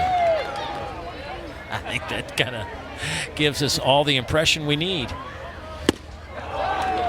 Jordan Beck just can't buy a hit this weekend. Another strikeout for him, his 3rd tonight. Pretty fastball heavy against him tonight, too. That was fastball on the outside part of the plate. That's 5 strikeouts on the night for Jonathan Cannon. 3 have been against Jordan Beck, who is expected to be one of the first college position players taken in the draft. Boy, there were a dozen or so big league scouts on hand before the game today. So many guys on this field are taking a look at. One of them's wearing the Georgia jersey on the mound right now, but so many of these guys, as you mentioned, it's not just about the pitchers, it's guys like Jordan Beck as well.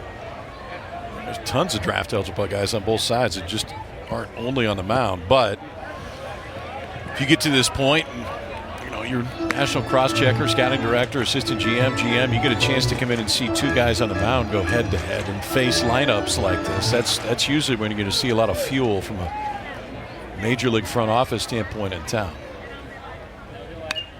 I just wonder, you were in this position as a college player, and I know they've probably, they've had college recruiters at their high school games and their summer balls, and at the college game they've had pro scouts around, and you probably don't think about it unless, and maybe I'm wrong, unless you have that 0 for 3 with 3 strikeouts. I'm wondering if it creeps into your mind at that point. Man, there's a dozen dudes back here looking at me, and does it, I noticed them. Yeah. I mean, some guys will say that they don't, and that may or may not be true. I don't know. I absolutely noticed them. You knew when they were there, and you knew when a GM was there. You knew when somebody bigger was there that maybe it was a little bit more important night as far as the eyes that were watching you.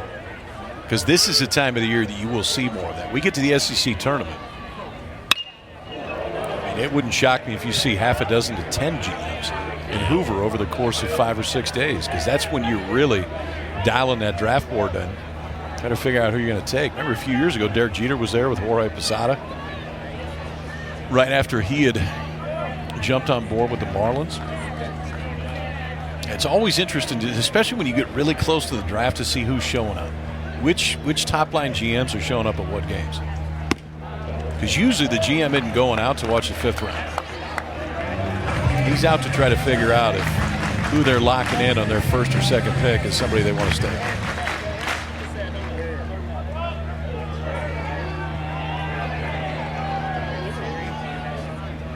Drew Gilbert will look at ball 4, second walk of the night for Jonathan Cannon. Hey, Sunday nights, guess what?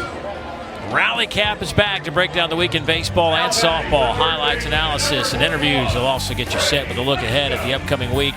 Rally Cap, Sunday, 9 Eastern, 8 Central, after Alabama Auburn baseball, right here on the SEC Network and the ESPN app. By the way, I just want to remind you that earlier you were looking on your phone for your son Teddy's golf score. Yeah. He wasn't up yet, and you go, oh, that's because we're in the Eastern and he's in the Central time. That's why, because you were even confused. No, I'm not confused. I Well, you understand were this time morning. zones. I'm just trying to figure out where you got to say 2 and pick the 2 that you do. That's it. And I know you don't care about it, so I'm not going to ask you again. All I heard you say was, oh, that's right, he's in the Central time zone. That's all I'm saying. That's all I'm It's saying. accurate. It did happen. Thought my phone was broke.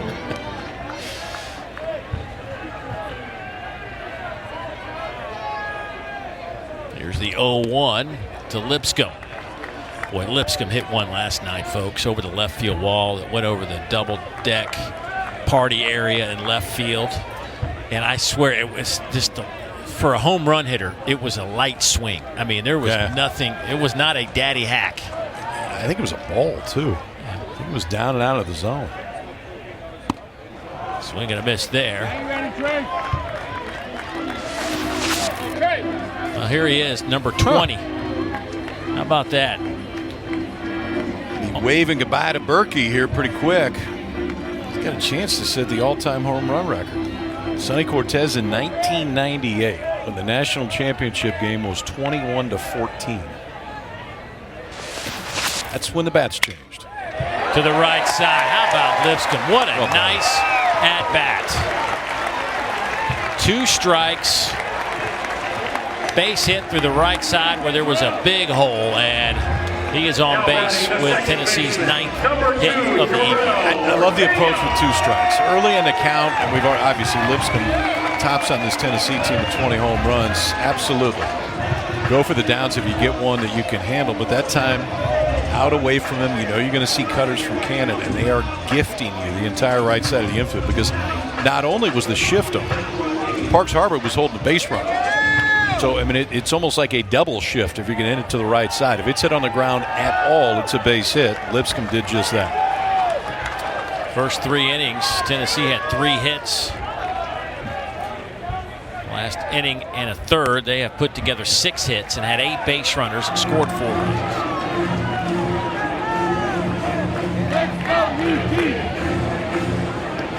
Ortega 1 for 2, had that RBI double to get things cranked up for Tennessee.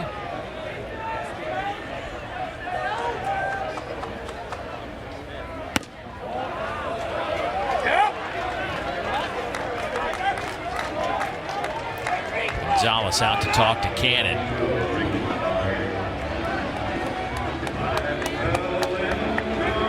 Pitch count at 90.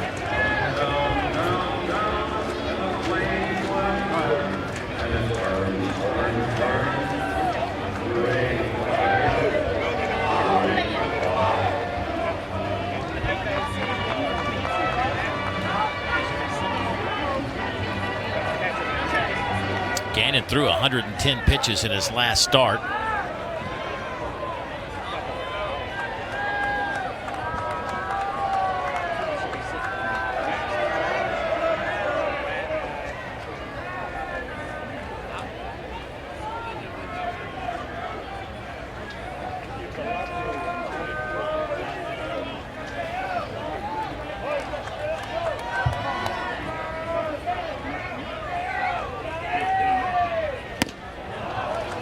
2-1.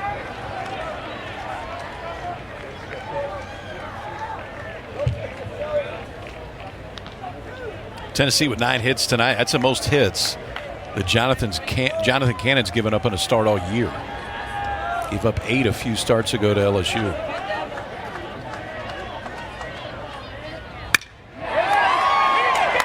Anderson on the run, diving, can't come up with it. Gilbert will score in an RBI single for Ortega, and it is 6-2.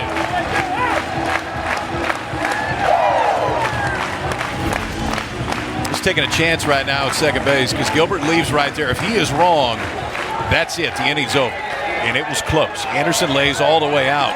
Because by the time that he dove, Drew Gilbert standing on third base and rounded. When he trots in easy when that ball gets past, it's another RBI, and Tennessee extends this lead. 2 RBIs for Ortega tonight.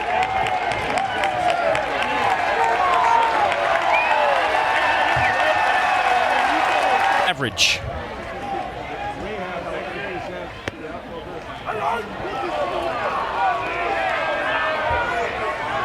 Looks at a first pitch strike. He's behind 0-1.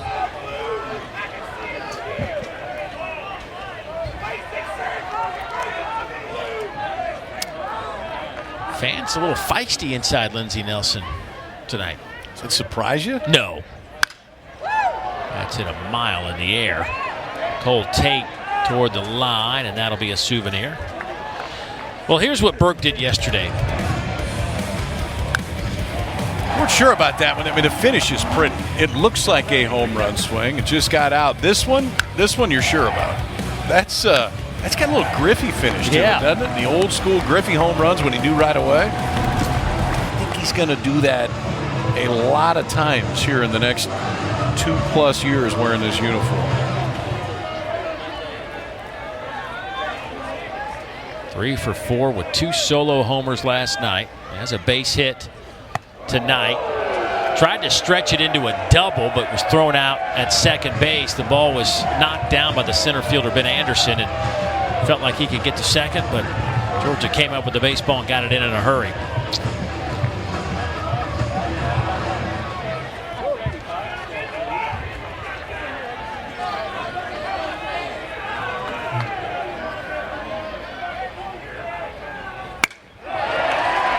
Out to right, and Rogers in self-defense comes up with that baseball on one hop, and now they're loaded. It has been a really, really good weekend for Blake Burke. 5 hits now. This was just about a merry-go-round. Cheney Rogers comes in and charges it, and I think right at the last minute remembered that it was turf, because off the bat probably thought he had a chance to get there, but then got dangerously close to this one, because if that gets over his head, it's scoring at least 2, and Burke may come all the way around to score. It's 4 more hits in the inning for Tennessee. They had 4 hits in the 4th, now 4 in the 5th. 5-2 ball game.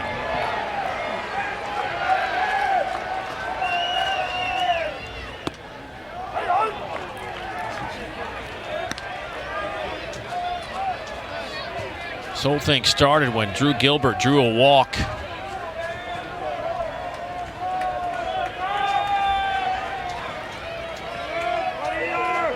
Four straight have reached. The inning started when Lepsius went yard.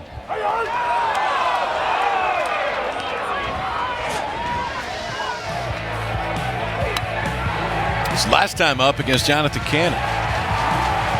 Got what looked to be a cutter, 3-1 pitch. Russell hit it out to left. His 11th home run of the season. His 12th would be a grand slam right here and break this one wide open.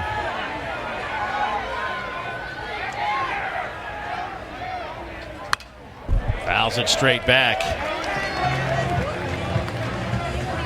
All the damage has been done in the 4th and 5th innings for Tennessee.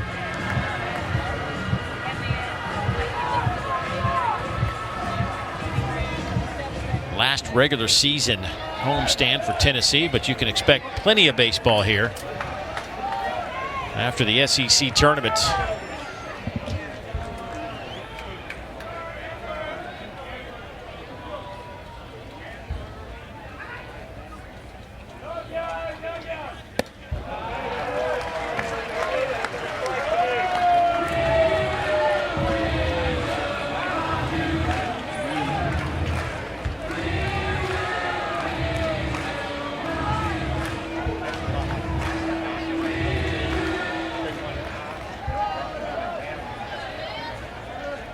Tennessee with 21 SEC wins. They are 32-2 here at Lindsey Nelson Stadium this year.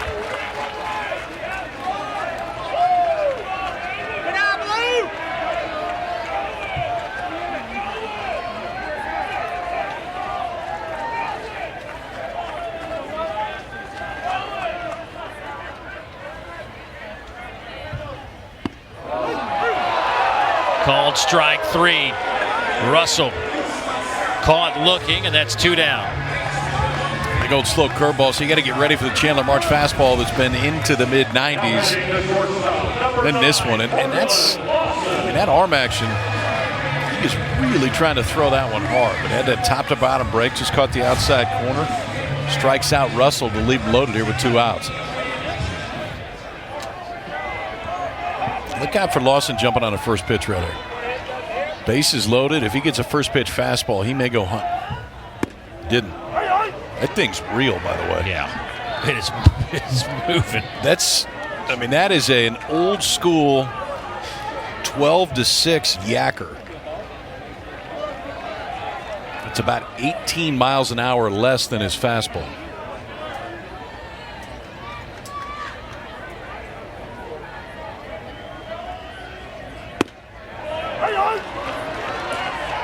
Pumps that in there at 92 for a strike. 0-2 on Lawson.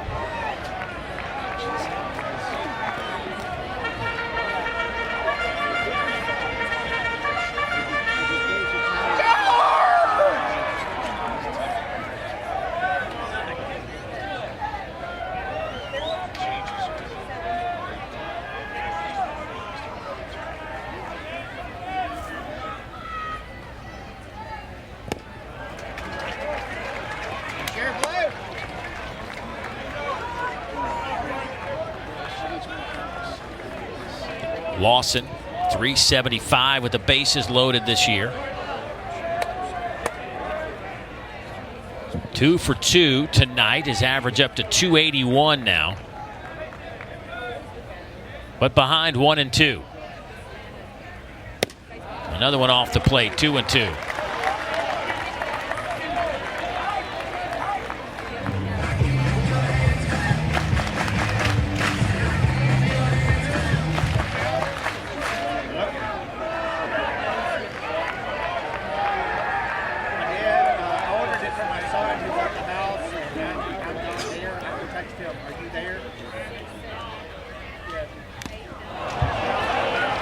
Gonzalez can't hang on to it, and Lawson will get another pitch. This is like the old school power curveball. You don't see too many of these anymore. We see power sliders, see cutters. We saw them both tonight.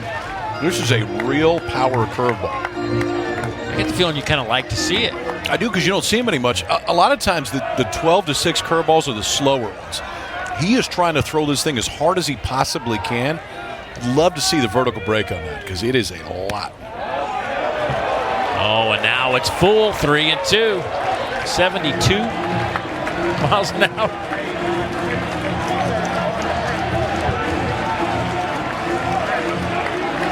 Well, here goes the merry-go-round.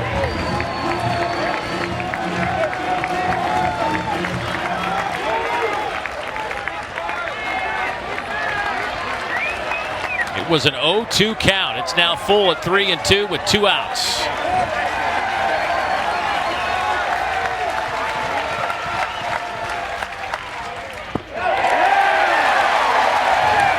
Ball 4. RBI for Lawson. That'll make it 6-2. 3 in the 4th and 3 here in the 5th. Now batting the left fielder, number 4, Seth Stevenson. And the lineup will flip to Seth Stevenson, who was the 9th man to hit this inning for Tennessee.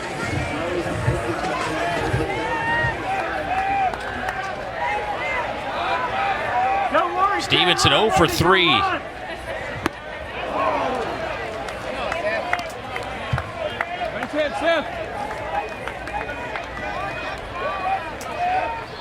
Good job picking up 10 in there, though. Base hit 4, let's go.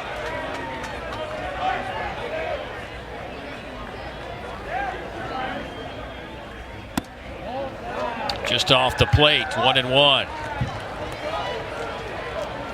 Chandler Marsh. He was a two-sport guy in high school. His other sport, cross country and track. I guess that's you get that's three, right? Three. It's still all running to me. Don't see that crossover very much. No. Cross country and baseball.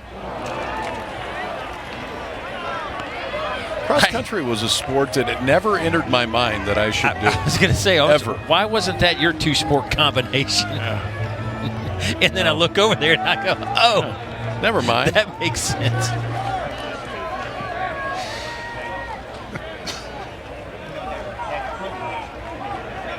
Stevenson 333 on the year with the bases loaded. Now it's 2-2. Boy, Marsh has been getting ahead. He just can't close these at-bats out. And he has swing and miss stuff. Just the misses have been a little bit too far off to get Tennessee to offer.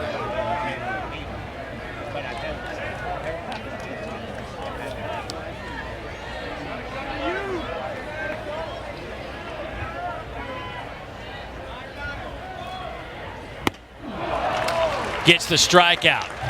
But Tennessee will plate 3. They send 9 to the plate. It's now a 6-2 ball game here in Knoxville.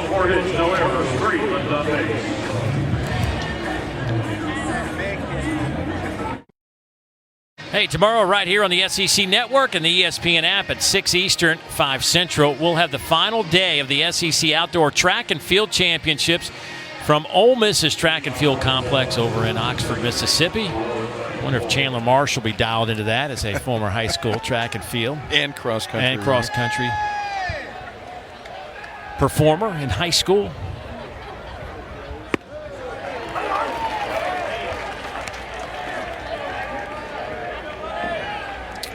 Buddy Floyd will lead things off. Buddy with a couple of walks.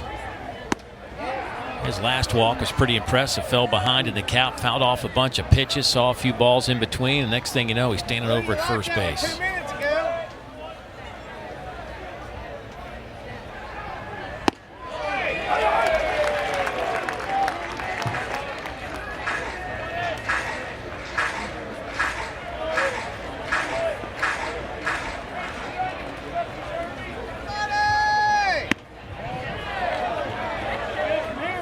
Come on, Blue. 2-2 the count to Floyd. Tennessee sitting on 21 SEC victories. They're going to have to win out to tie the SEC record in the 30-game schedule for wins in conference play. Vanderbilt won 26 games. They went 26-3 back in 2013. Chopper over to first, and that'll be the first out of the inning. And the lineup will flip to Ben Anderson. Camden Sewell's been a strike machine. He's faced 8 guys. He's thrown 8 first pitch strikes. For Buddy Floyd, 3 at-bats. He walked his first 2 times up, 3 at-bats. Saw 19 pitches. There's a lot of value to that. I mean, he reached base twice via walk, but for me, that gets you back in the lineup. If you have that ability to push pitch counts up and reach base twice, we'll see if the bat starts coming around. But there is a lot of value to that, especially in the slot that he's hit.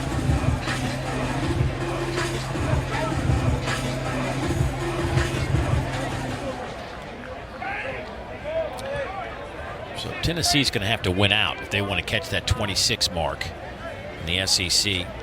Only one team's won 25 games in league play. That was South Carolina back in 2000. They went 25-5. There's been only one team to win, or actually I should say 3 teams, since South Carolina and Vanderbilt won 25 and 26 respectively. But Tennessee in 1994, they have the 3rd most conference wins at 24. They went 24-5. So there's a chance to finish in the top 3. They could tie the most ever if they went out. And Vandy did it in 29 games. 26-3. That's a pretty good run. So it was that mid-90s run here. 93, 4, 5, 6, 7.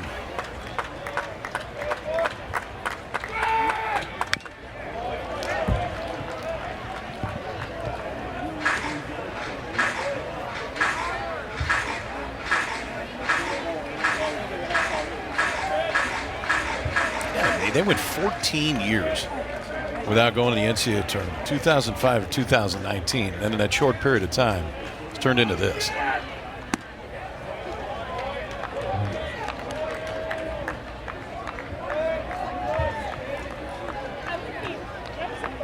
I think things have changed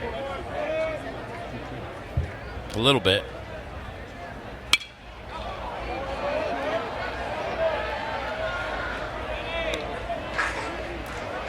I think the other thing that it shows you, we've seen this happen in some other places. It happened when Brian O'Connor went to Virginia. It happened when Kevin O'Sullivan went to Florida. It happened when Corbs went to Vanderbilt. It happened when Schloss went to TCU. You can spin a program pretty quick right now in college baseball. And when you do, you got a chance to spin the eyes of the entire college baseball landscape. Anderson is thrown out, and here comes Cole Tate. All right, so last time up, and it was against Camden Sewell. It's the first guy he faced. Watch how he went after him. Two-seamer. Two-seamer. Now we're 0-2. Two-seamer just blows him up right there. Two-seamer intentionally off the plate. Now it creates so much more room for this.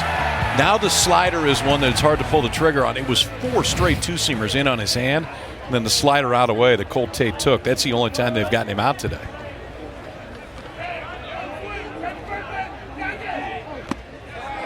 Looks at a first pitch strike.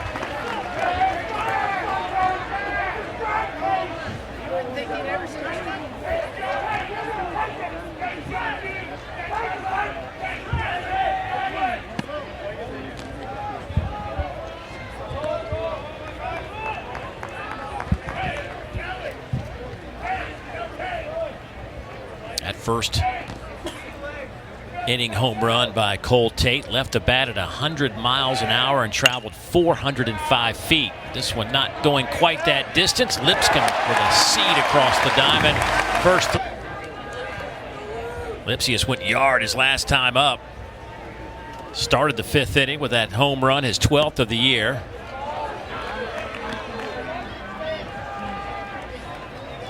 .28 RBIs now. It's an opposing 2-hole hitter.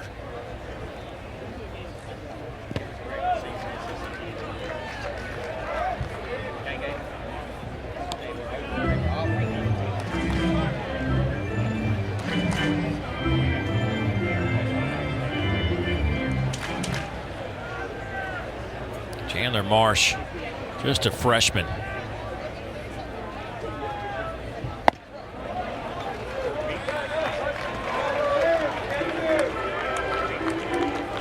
Gonzalez pretty good behind home plate. He knows when to try to go get one and steal it. He knows when not to. I like the way he works. See, the best guys that frame are the ones that get outside it and bring it back in one motion. So it's not catch it and tug it back in. And that's one thing that Gonzalez is really good at. Trying to frame the outside pitch. His glove actually gets around it. So as he catches it, he's bringing it back in.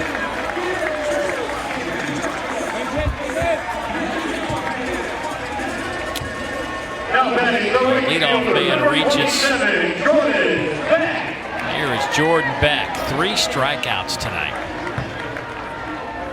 And he is due. 0 for 7 this weekend.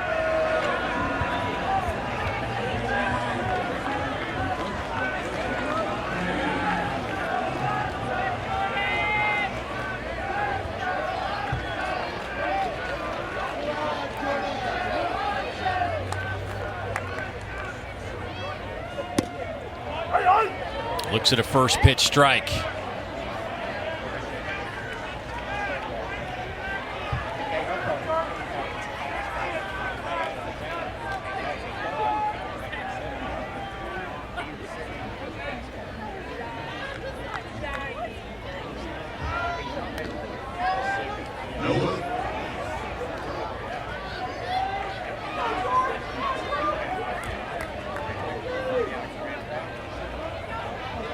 Last weekend, Kentucky took 2 of 3 from Tennessee, snapped their 10 straight series win streak. They also had won 10 straight SEC series on the road as well. That it was snapped. They have since won 3 straight. It gets overlooked a little bit. You were talking about, Mac, the number of games, the most number of games people have won in the SEC.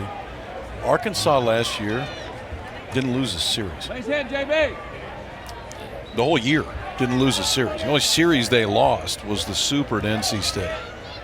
He's going, catch, he's going. And they won the SEC tournament. They were really good.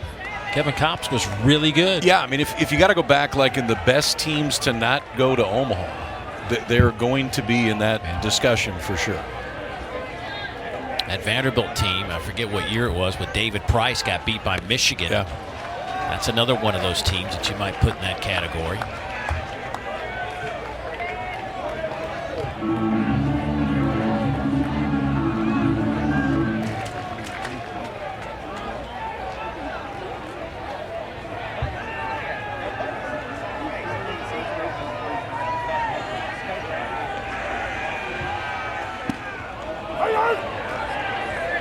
Two and two the count. Marsh, a guy that this Georgia staff thinks could be a future closer for them.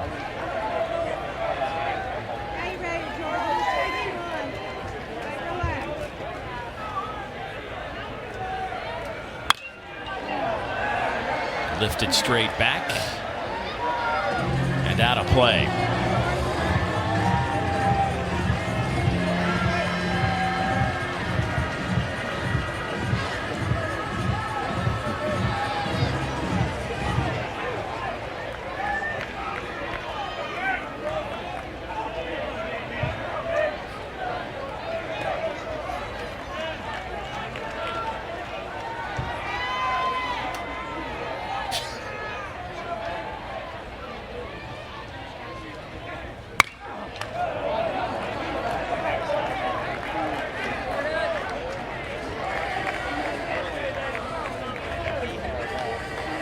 South Carolina's putting it on Kentucky tonight. They're in the 5th. It's 8-2 Gamecocks.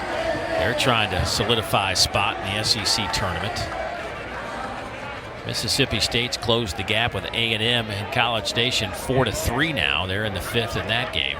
And Florida's just pounded Missouri. It's 12-1 now as Gonzalez lets that one get past him. And the count is full now at 3-2.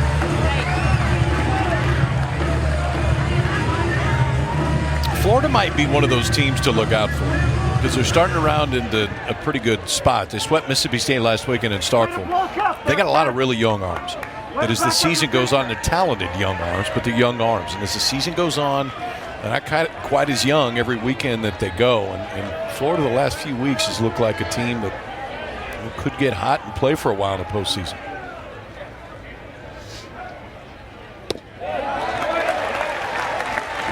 Again, Marsh gets a couple of strikes on a Tennessee batter, but can't finish the at-bat. Yeah, you said it right away. I mean, the stuff is plenty good, but when he gets to 2-strike counts, it's almost like he's trying to be too fine. Stuff's good enough to miss bats, but you got to get it close enough to the zone or in the zone to where guys are dialed up to go after it. That's where he's had issues when he's got into plus counts. Now he gets Drew Gilbert, who walked and scored his last time up.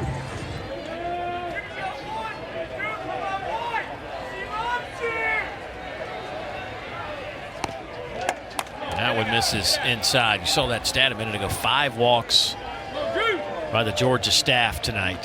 And you just can't put base runners on for this lineup. This team. Nope. Because they don't do that. They're pretty good at drawing walks. In fact, they've drawn more walks than anybody else in the league, and they've walked fewer than anybody else in the league. That is a good combo. Yes, that will work in your favor.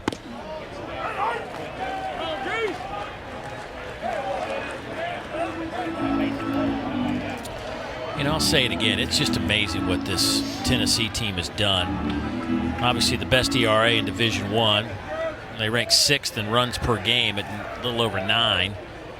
And they rank in the top 10 in 7 offensive categories and 8 pitching categories.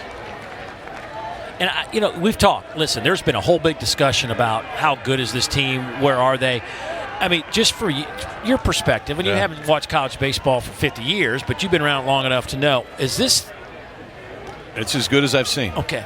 It is as good as I've seen, because I think when you look at a team, especially when you get to this time of year, it's, okay, where are the deficiencies? You got to show me a deficiency with it. I don't know where it is. When there's power top to bottom of the lineup, there's not an insane amount of swing and miss.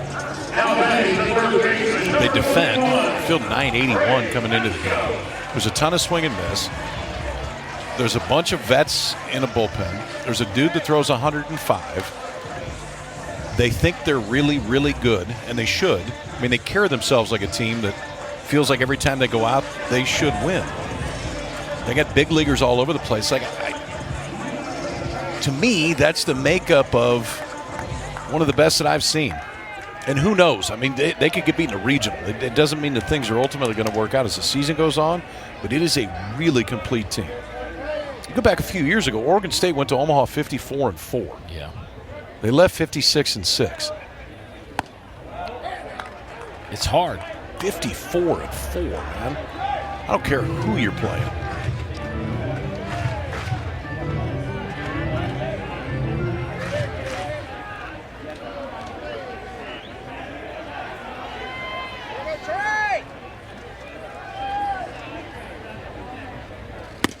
I can't remember, but I know that team had some outstanding starting pitching. Their team ERA, that Oregon State staff that year was just crazy. It was kind of the same. You know who was on that team? Stephen Kwan. Yeah. Who's gone off in the big leagues. I think he was a rookie of the month in April in the major leagues.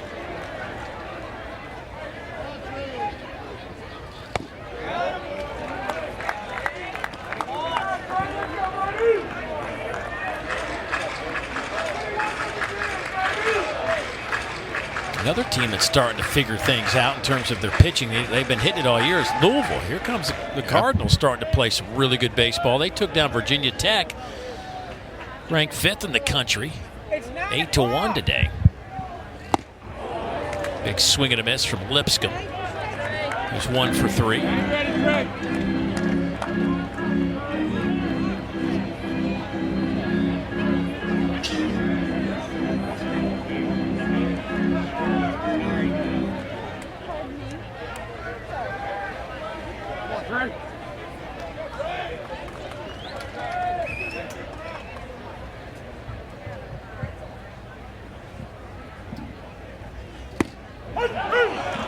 Called strike 3, back-to-back strikeouts of the 3 and 4 hitters. So, I mean, to your point earlier about the ability to finish guys off, it's not lack of stuff, and I think that's what the freshman's going to start to figure out is, buddy, you got enough stuff, you don't have to nibble. You can throw it over the plate when you get to 2 strikes because they don't necessarily have to chase. It's swing and miss stuff when it's in the zone. Obviously not a swing there from Lipscomb. That was a fastball out of way, but you have to respect the velocity difference and the movement on that big curveball, and it makes the fastball play up.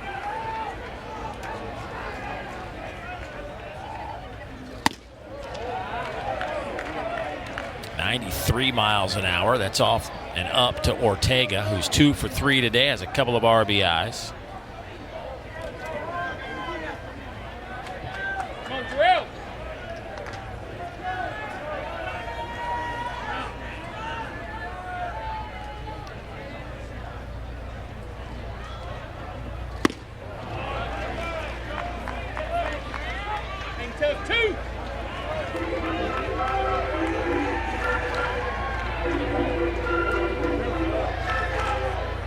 Touched on a little bit last night, but you start thinking about this infield for Tennessee with Ortega, who's at the plate at second base, Lawson at short, and Lipscomb at third. Those are 3 guys that had to sit and wait their turn, and none of them were going to leave this program. No, I think that's, to me, that's as telling as anything about the state of Tennessee's program. I know they're really good, and obviously the number 1 team in the country, but they got 3 infielders starting that did not play a whole lot until this year, and they would have had opportunities to go to other places, and they didn't leave. And that's not the norm right now in college baseball. It's not at all. Just look around this league at the lineups that have names of guys that weren't there the year before.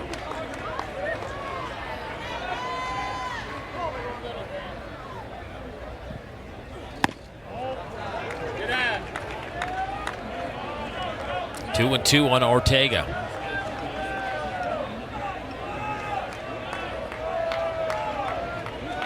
Some rain drops. It's a light rain, though. Nobody is really scrambling yet for the rain jackets. It rained for an hour before our scheduled first pitch.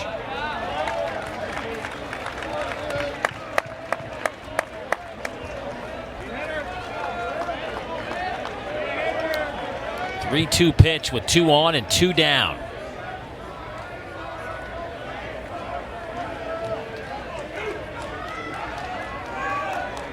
The other thing Marsh has got to do is get these guys out. He's been throwing a ton of pitches, getting ahead 1-2, 0-2, and he's just costing himself innings. And that's going to come with age.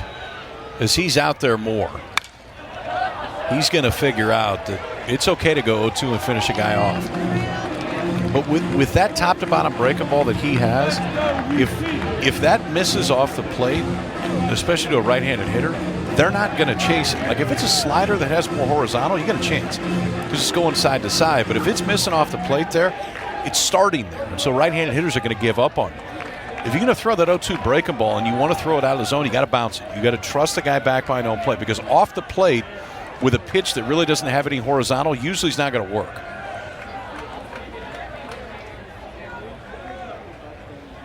The 3-2 shot through the right side. Georgia had the shift on and Ortega makes some pay.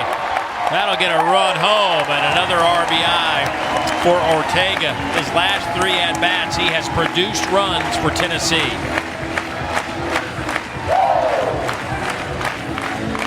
He's equal opportunity, man. He ripped a double down the left field line now. This time 2 out. Shift is on. He's got the entire right side of the infield if he wants it, and he wanted it. Fastball, simplified approach. That's what they teach you when you're young. Just shorten up, try to get the barrel to it, shoot at the right field. He does. Drives in another one. 3 in the 4th, 3 in the 5th, now 1 in the 6th for the Vols. 12 hits on the board.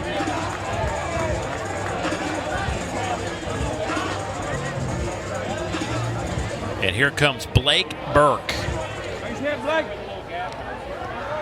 Couple of singles, 2 for 3. His average is now up over 400. Chased one up out of the zone. He's behind 0-1.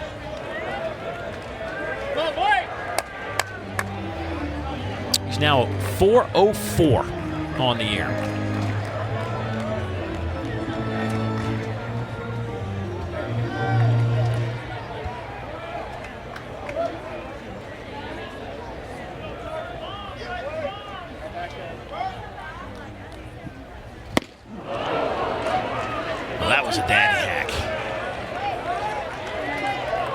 See if he shortens up 2 strikes. And now, like we've been talking about, let's see if Marsh comes back and tries to finish him off right here. Again, if you're going to throw that breaking ball, you better bounce it because you hang it to this cat, and it's going to go a long ways. I like that last one. I like the elevated fastball, but make sure it is a good 6 to 8 inches up and out of the zone. There it was. 6 to 8 inches, and another run scores. Continue to add to their school record. Here is Connor Tate to start things off for the Bulldogs in the top of the 7th inning. Connor 3 for 3 tonight.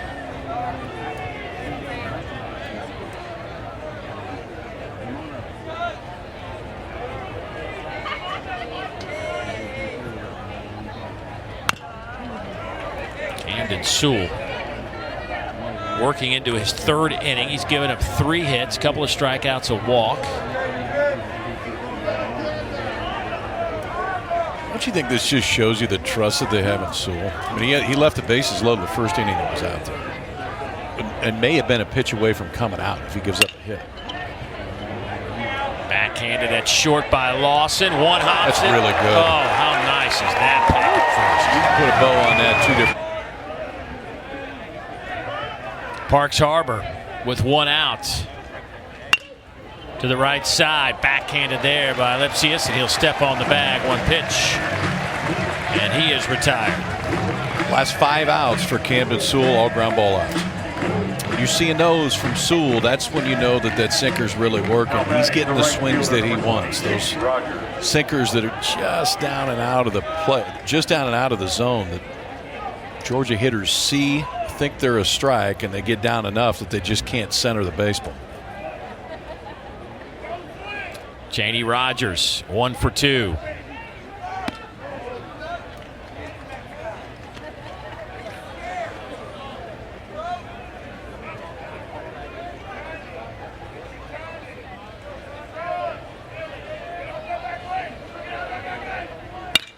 Smashes it. Another ground ball. Good inning for the first baseman wearing the orange jersey. And the chance of Luke from the crowd here at Lindsey Nelson Stadium. It's 8. Marsh goes an inning and 2/3 and throws 55 pitches, gives up a couple of earned runs. First man Pearson will face will be Evan Russell.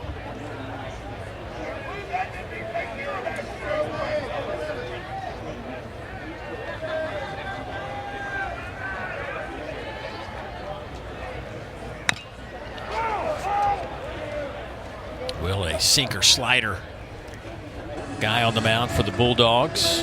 He's trying to do the same thing that Camden Sewell does. It's that same low 3/4 sling it arm action. Pearson, a guy that you can see by the numbers, he don't walk too many, just 6 in 25 innings. He was only punched out 19. Not a big swing and miss guy because he's trying to get early contact on the ground.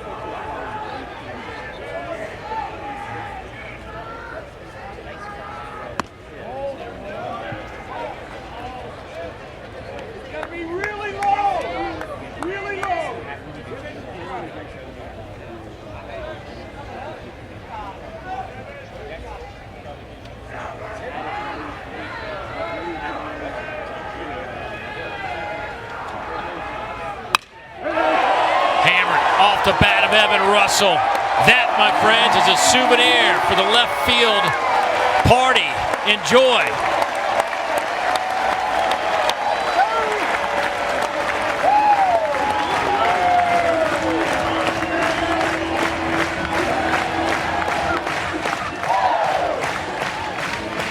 Third home run of the game for the Volunteers and the second of the night for Evan Russell. Put a hole in one of those umbrellas, I think, out there in left field. For Russell, both have been to left field. He knew it right off the bat this time. Home runs number 11 and 12. So he punched out twice, went deep twice. You'll take that combination if you're Tennessee. Little bat flip, that's 3 home runs on the night for the Vols, and now a 7-run lead. Cortland Lawson looks at a strike.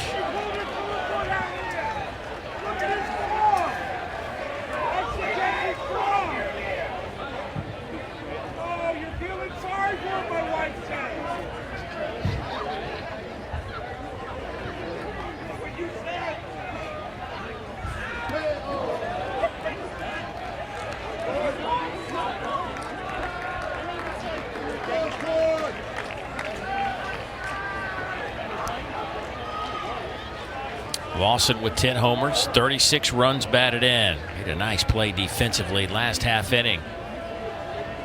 That one stays down. It's 2-1.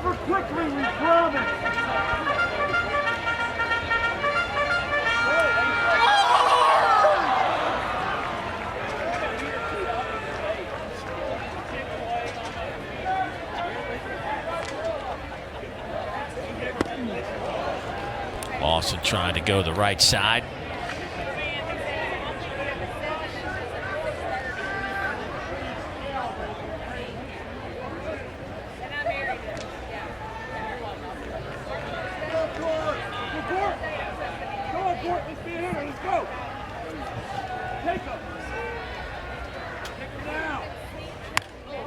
Oh my. Off the fist, Pearson fields and makes the play. 1 down.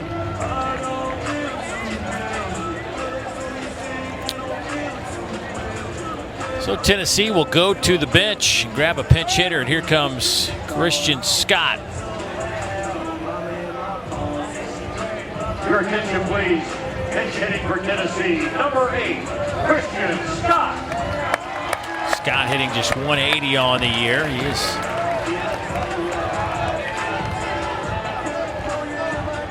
four home runs in his 61 at-bats. Has 11 hits.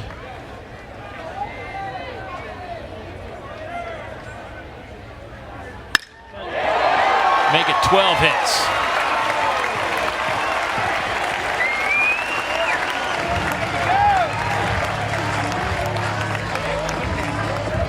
Like that approach, not wasting any time coming off the bench.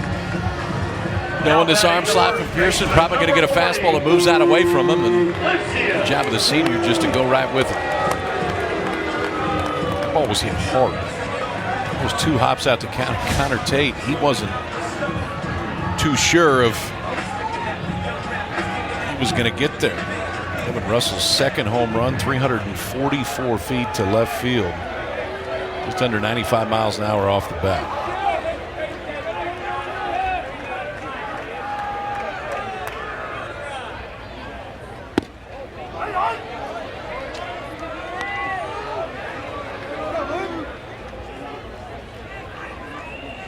Here's a guy with a home run tonight.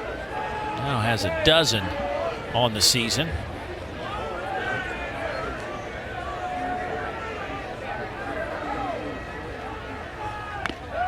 Big swing and a miss. He's behind 0-2.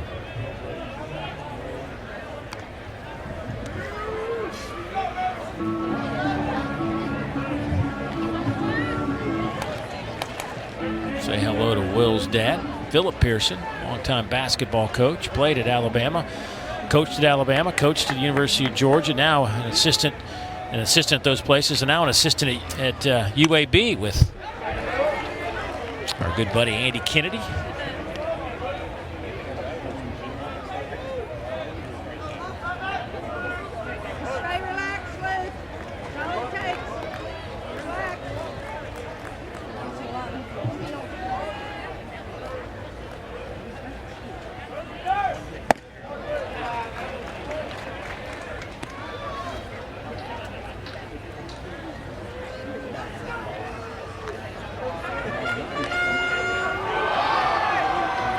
Tennessee's average home attendance this year, we're just looking at that crowd, it's over 4,100. The previous record for season average home attendance was 2,100 in 1997. How great is that? In 1997. So think about that. I mean, this is a team that went to the College World Series last year and still didn't average over 2,000 fans a game. Now they've doubled it. And now they're talking about stadium renovations, and not small, significant. It'll make this place look a lot different in 3 or 4 years.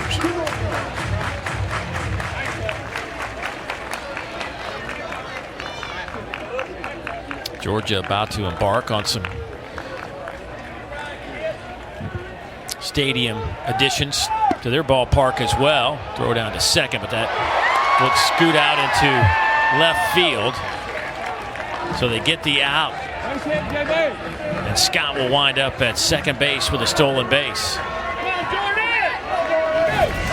Now batting the right fielder, number 27. Pearson, that fastball's right down the middle. This isn't a bad throw. It's not a perfect throw, but it's not a bad throw. McAllister took a really strange route to that. I thought he may be there a little bit earlier. If he was, he probably got a chance to strike him out, throw him out right there. But instead, one that was, I mean, it wasn't right on the base, but it was close enough that you would think you got a chance.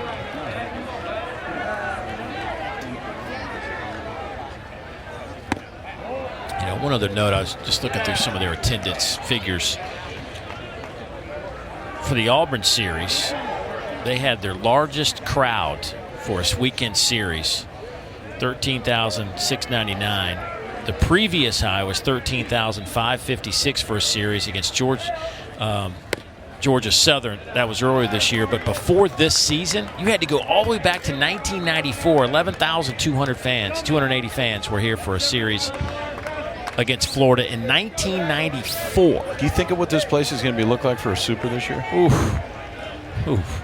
Or regional, but you get to a Super and you're bringing somebody else into this environment. Because now they're getting to be really good baseball fans. Like everybody that shows they've been around enough, they've seen the win, and they know when to get up. This place gets loud. And they probably have the most umpires. They got a lot of them. Well, in the seats as well. I mean, there's always a lot of umpires. Good work right there. You can see that very sun on the other side of that diamond.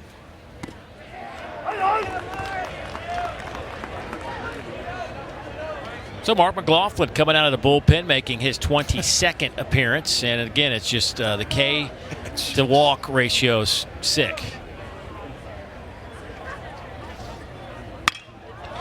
High in the air, deep to left, but not deep enough as Christian Scott makes that catch.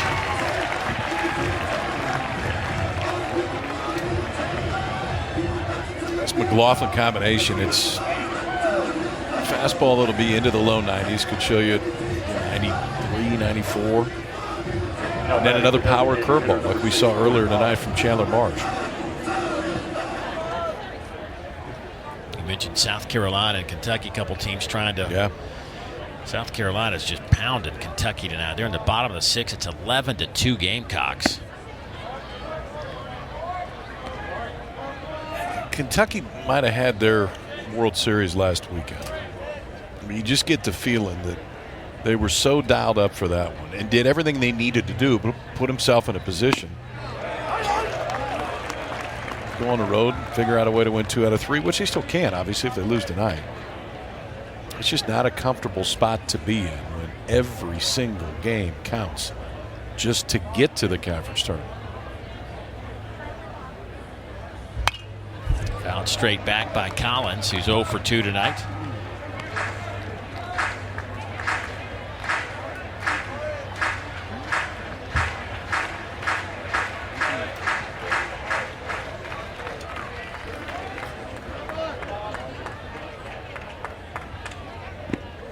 I think the story is Georgia's going to have to, just as I look at this, unless there's a substantial run in the SEC tournament, but it's almost like to the point now that they're going to have to sweep Missouri next weekend, I think, to be a top 16. I don't know if that's enough. Yeah. I really don't. I mean, we'll see what happens the rest of this, but if they get swept here and you sweep Missouri, you're still 16 and 14 in the league, and the only series that you've won that's a team that's going to the postseason is against Florida.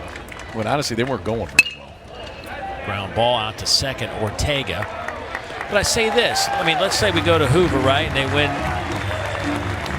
2 games, maybe 3, and you end up with, well, if you win 2, you're sitting there with 18 conference wins on the year. I get it. No, maybe. I mean, I don't. You win tomorrow, you sweep Missouri, you go to Hoover and win a few games, you're on the edge, I think. But it's still, it's not a great resume. Yeah. I know that the RPI is good. I know the strength of schedule. I know those are really good. The rest of the resume is not great. McAllister drives it out to center, and Drew Gilbert makes a highlight reel catch. Next year, then it doesn't feel so far away anymore. Then the idea of going and winning the darn thing instead of just getting there, it becomes a lot more realistic.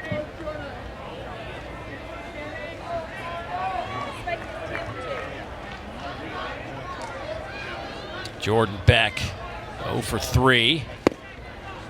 Looks at a strike from Georgia's new pitcher. Go to the bullpen again.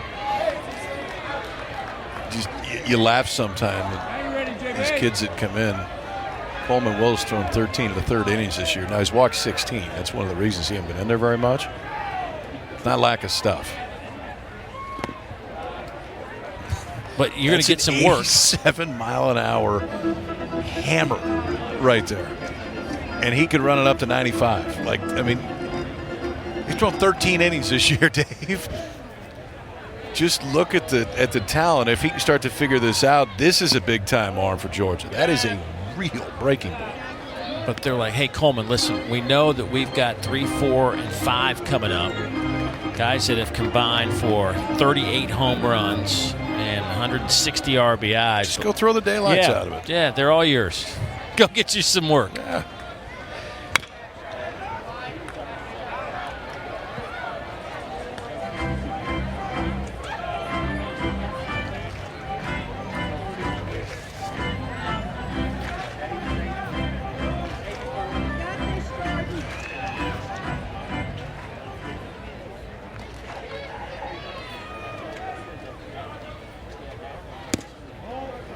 And now it's full at 3-2.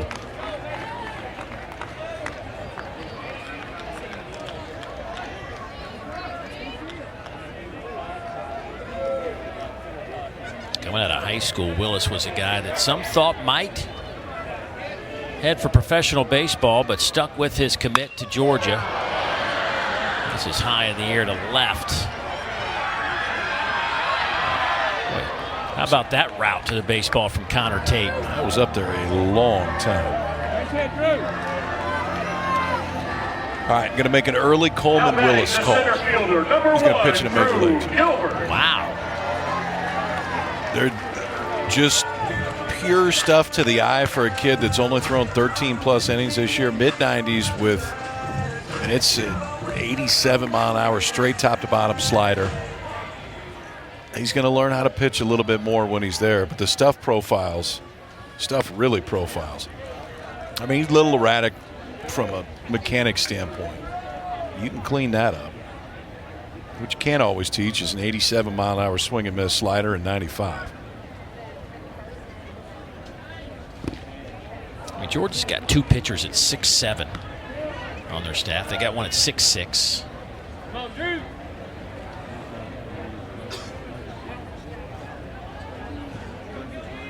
This is the type of kid that you send out to summer ball, and he's going to pitch every 5th day, and he's going to get 40 innings, and you're going to start seeing more consistency when he comes back in the fall because he's been out there a lot more. You get a regular college season, you got to win. And so you're out there consistently if you're throwing strikes and getting guys out. In the summer, you're going to pitch. I think that's all he needs. He just needs mound time. Get out there, get more comfortable.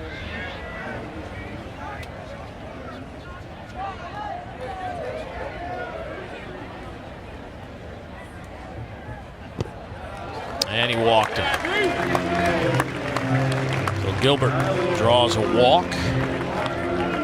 Second walk tonight for Drew Gilbert, who's going to end up 2 for 3, reach base 4 times tonight.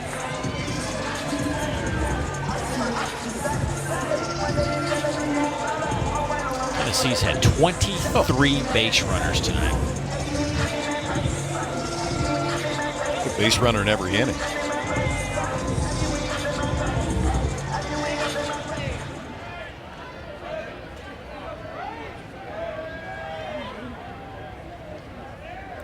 One out for Trey Lipscomb. Fouls that one back. He's behind 0-1. 1 for 4 tonight.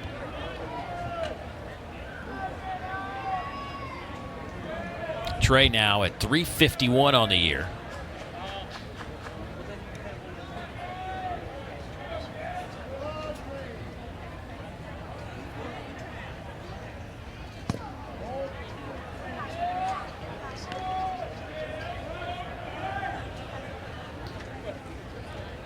Trey Lipscomb trying to make a late push for SEC Player of the Year. The numbers certainly point in that direction. .351 average, 20 home runs, 70 runs batted in.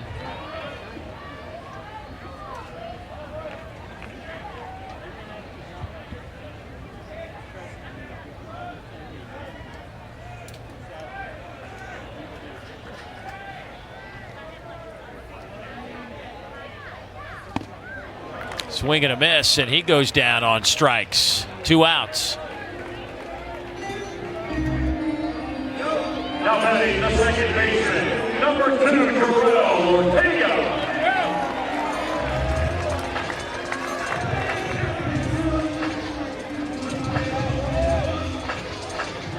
Here's Jarrell Ortega.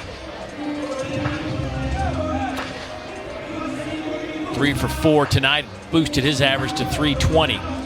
So here's the question. We got Sonny DeShera, who's obviously in the conversation for SEC Player of the Year as well. Dominic Keegan's hitting it great too. He's second in the league at .392, the Vanderbilt first baseman / catcher.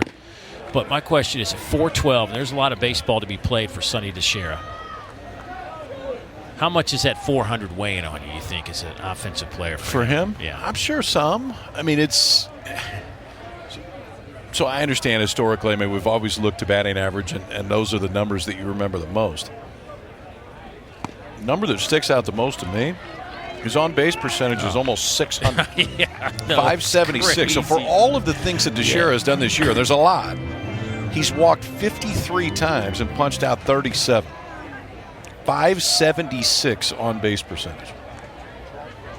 And not to mention, I think sometimes overlooked because of his average, he has 16 home runs. Yeah.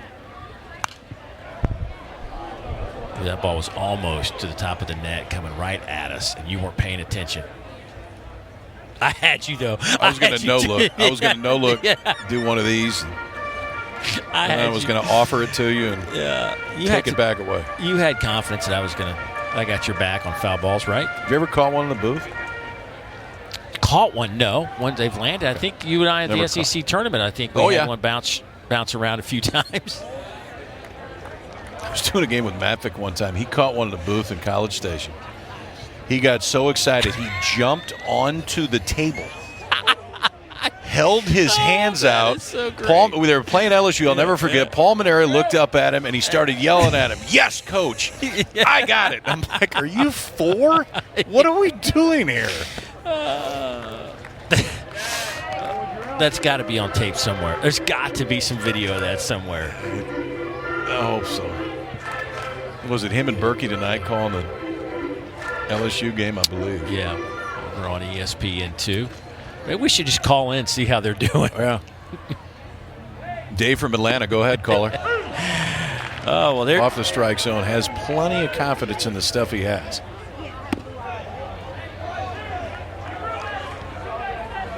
Garrett Blaylock grabbing a bat and hitting for Georgia. Blaylock, 12 hits and 50 at-bats for the Bulldogs.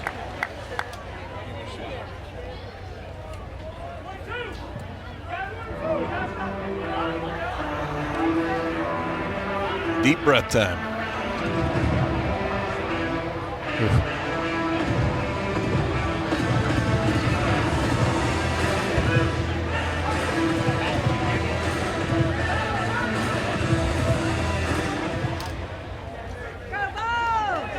Arkansas and Vanderbilt tied up at 5 now in the 6th.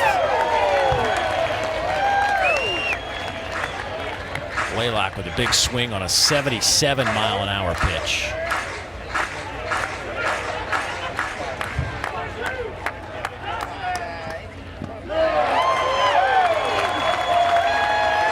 '23rd strikeout of the year for Big Kirby. 1 down.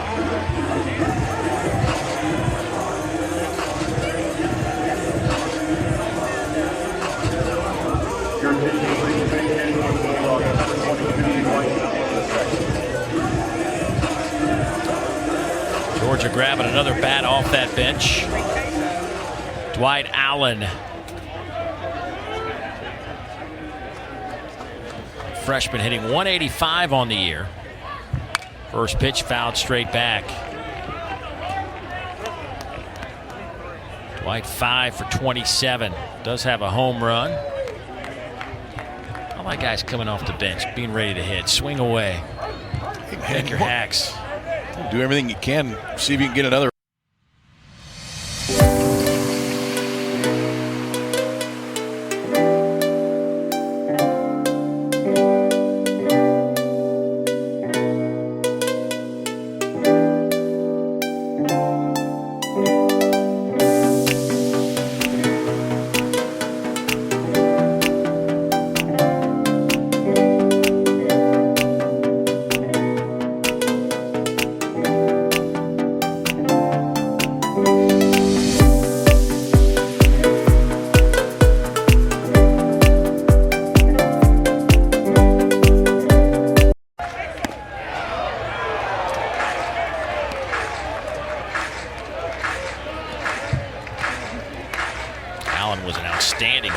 Football player, had offers from Navy, Liberty, Western Carolina, but wanted to focus on baseball at Woodward Academy in Atlanta, and it led him to Athens, GA. Probably thinking about football right now as he takes a call, 3rd strike, 2 down.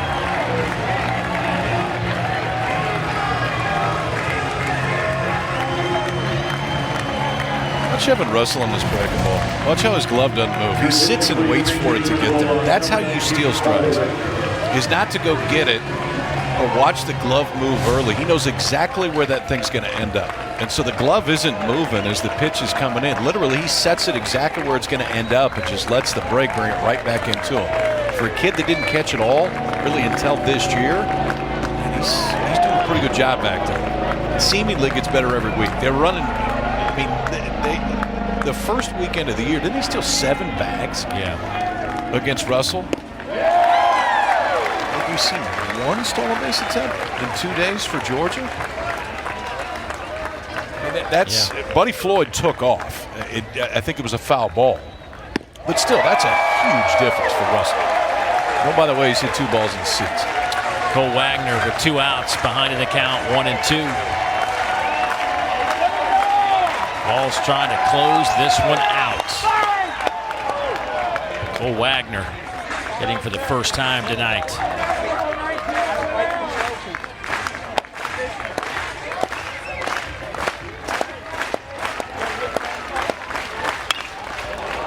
High in the air, out to center field. This should do it. Drew Gilbert underneath it, and Tennessee has taken the first 2 in this series.